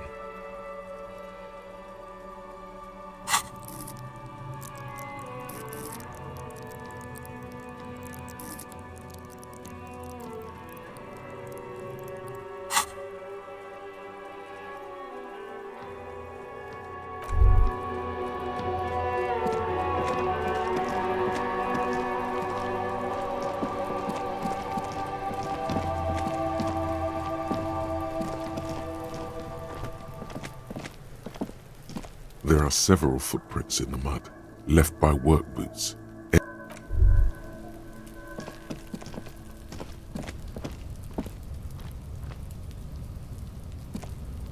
An inconspicuous pile of the roofing material, Eternite.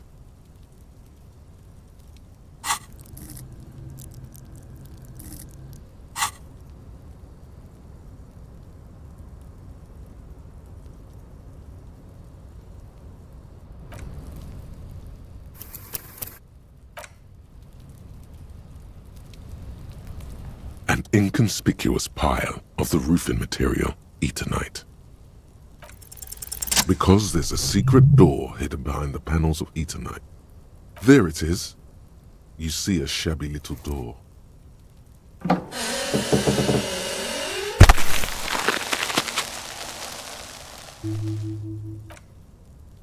What is this then? A tool shed? That's in a...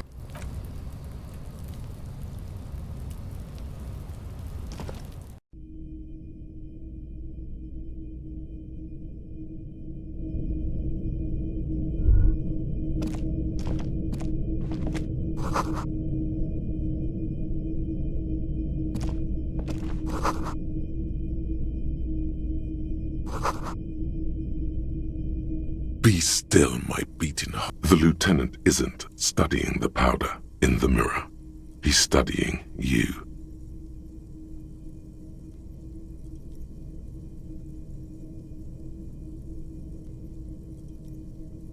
Perhaps not. This is below our pay grade, detective. However, see that ladder there? It's probably another way into the industrial harbor, no? A secret path the local...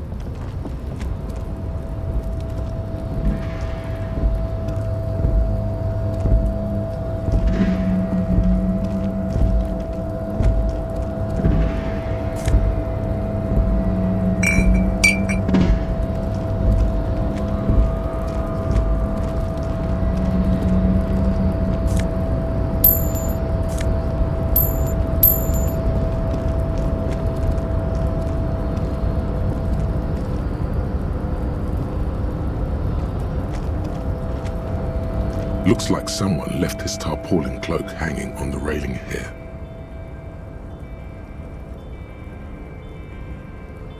Yes, it's probably yours. It bears the RCM insignia, and you have a hype. You could probably make the jump. You look like you've done some track and field in your day.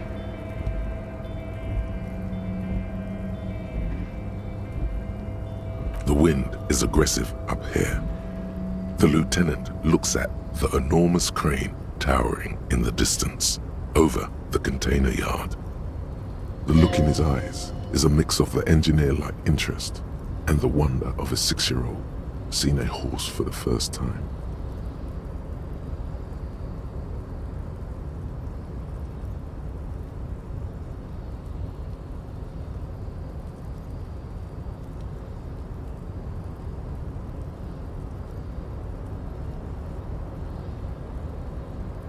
His eyes trace the crane's contour, as if trying to memorize its majestic shape. Then, yes, we were in the middle of something. Your cloak.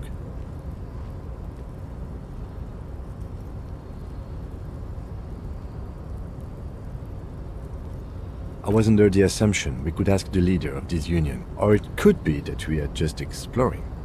He's thinking you've forgotten where you are again. The cloak? I do think it's yours, yes. As to whether you should go for it? Well, it doesn't seem too dangerous. 2 meter stops. Whenever you're ready to do it, I'll be right behind you.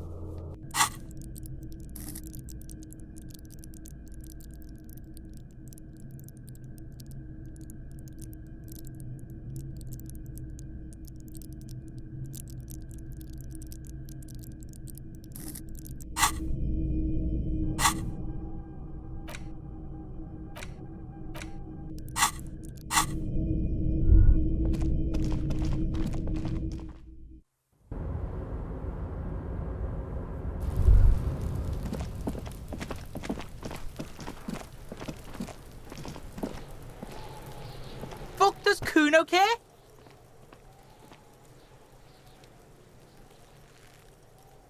You found Kuno's secret door to Kuno's secret shack. It was closed for 5,000 years. How the fuck did you get in?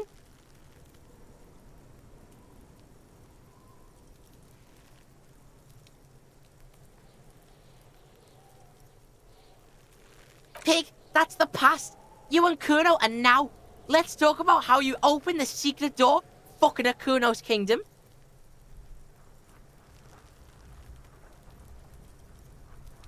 Shit. Get the You can't do that, Kuno. Pigs can't displace. Can't do. How did you like it in there, pig old boy? Kuno's got a lot of cool shit there, right?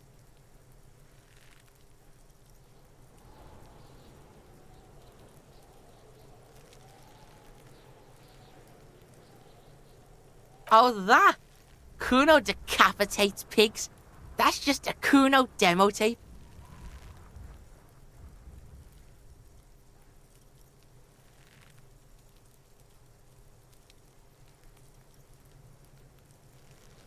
What? What is this shit? Fucking on yourself. Fuck your shit back to normal. What is this?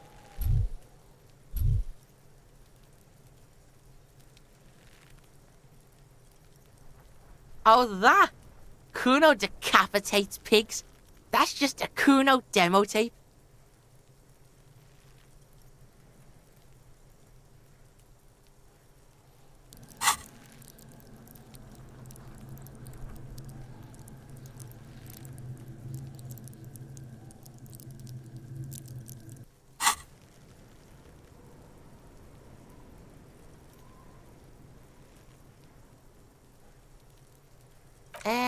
Yeah, to the both of you, watch your ass in Kuno's town, or Kuno's gonna fuck your head. Oh, that? Yeah, Kuno plays on Snuff Radio. That's where Kuno gets his daily hit of electric. Kuno shiz. Bet you'd like to ride the lightning too, wouldn't you? You feel tired and old, but you could have that sparkle in your eyes. It's a vitamin pig. Don't you know anything? Yeah, it's the mag. You fucking need that shit to stay on top of your game. Kuno goes through like a tube a day. Oh, don't teach him, Kuno! He's gonna use it against you, Kuno!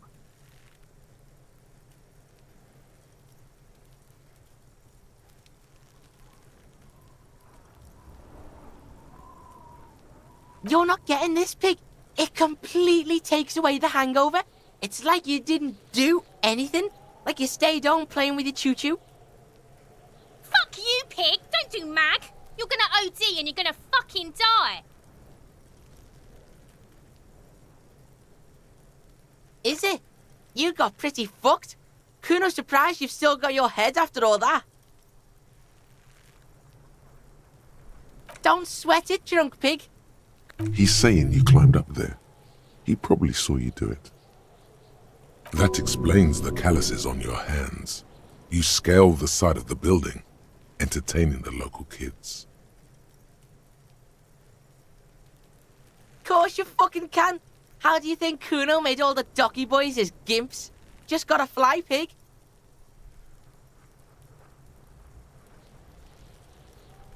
Not for you, pig. Kuno can't wait to see you shit your fat pants. That's all there is to it then. Don't be a pansy. Just jump. Good call, Pigmeister. Don't come and talk to Kuno about his kingdom. The fuck do you want? Good call, Pigmeister. Kuno doesn't...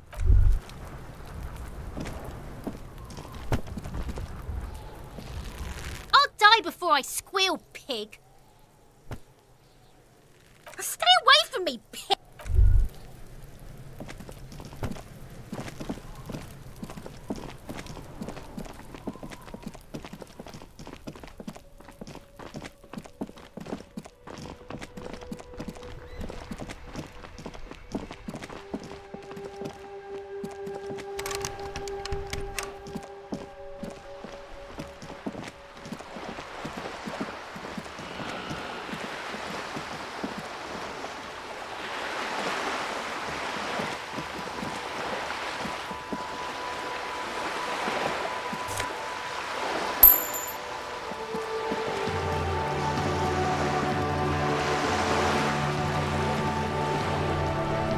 The sight of bullet holes stirs something in you, making you forget the lieutenant. The faded marks are too deep. Where?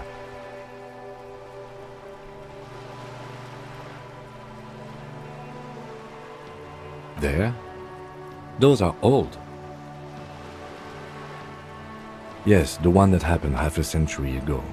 Those bullets were fired during the revolution. Not much. I don't have a fresh perspective on it.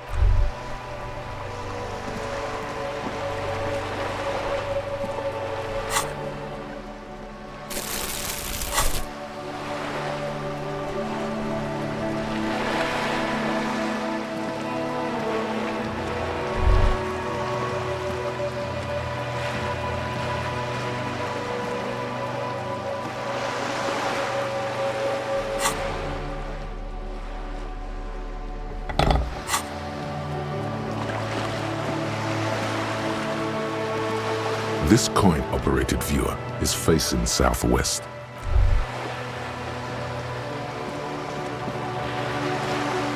This coin-operated viewer is facing south. It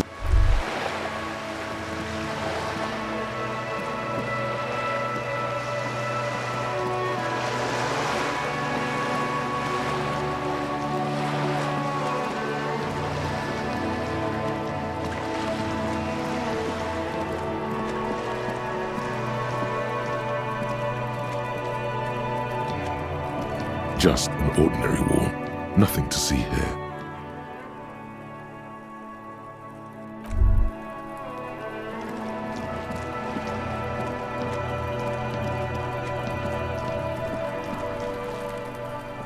Trying to sneak up on me again? Trying to snuff me out?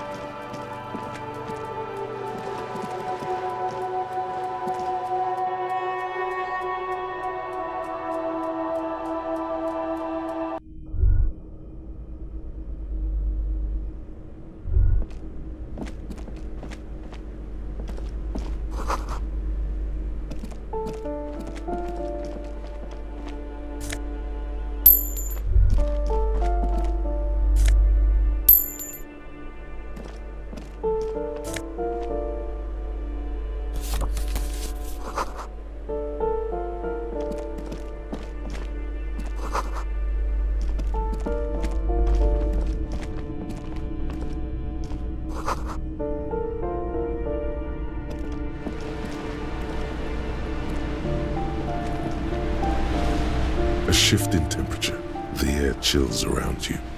Dust settles on the stony. A former architect stands before a slice of window, a room plan in her hand. A cold wave as Maeve is red from the cold. She's breathing on her fingers, clasping the plan. Traces of sad, faint pencil lines on paper depict the same place. It's clean and empty, with new tapestry embellishing the walls. A standard HB graphite pencil has fallen off.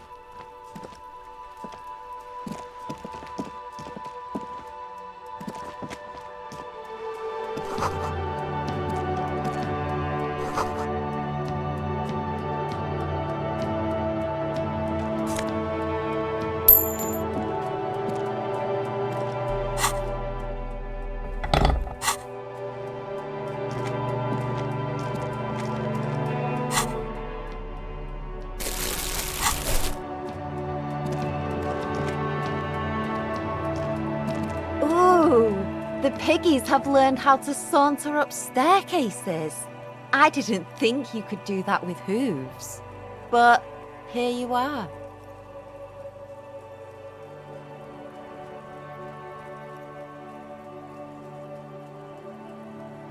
Yeah, you got me now. The dynamic between us has completely changed. That smell coming from her paint bucket, it's not paint, it's heavy fuel oil.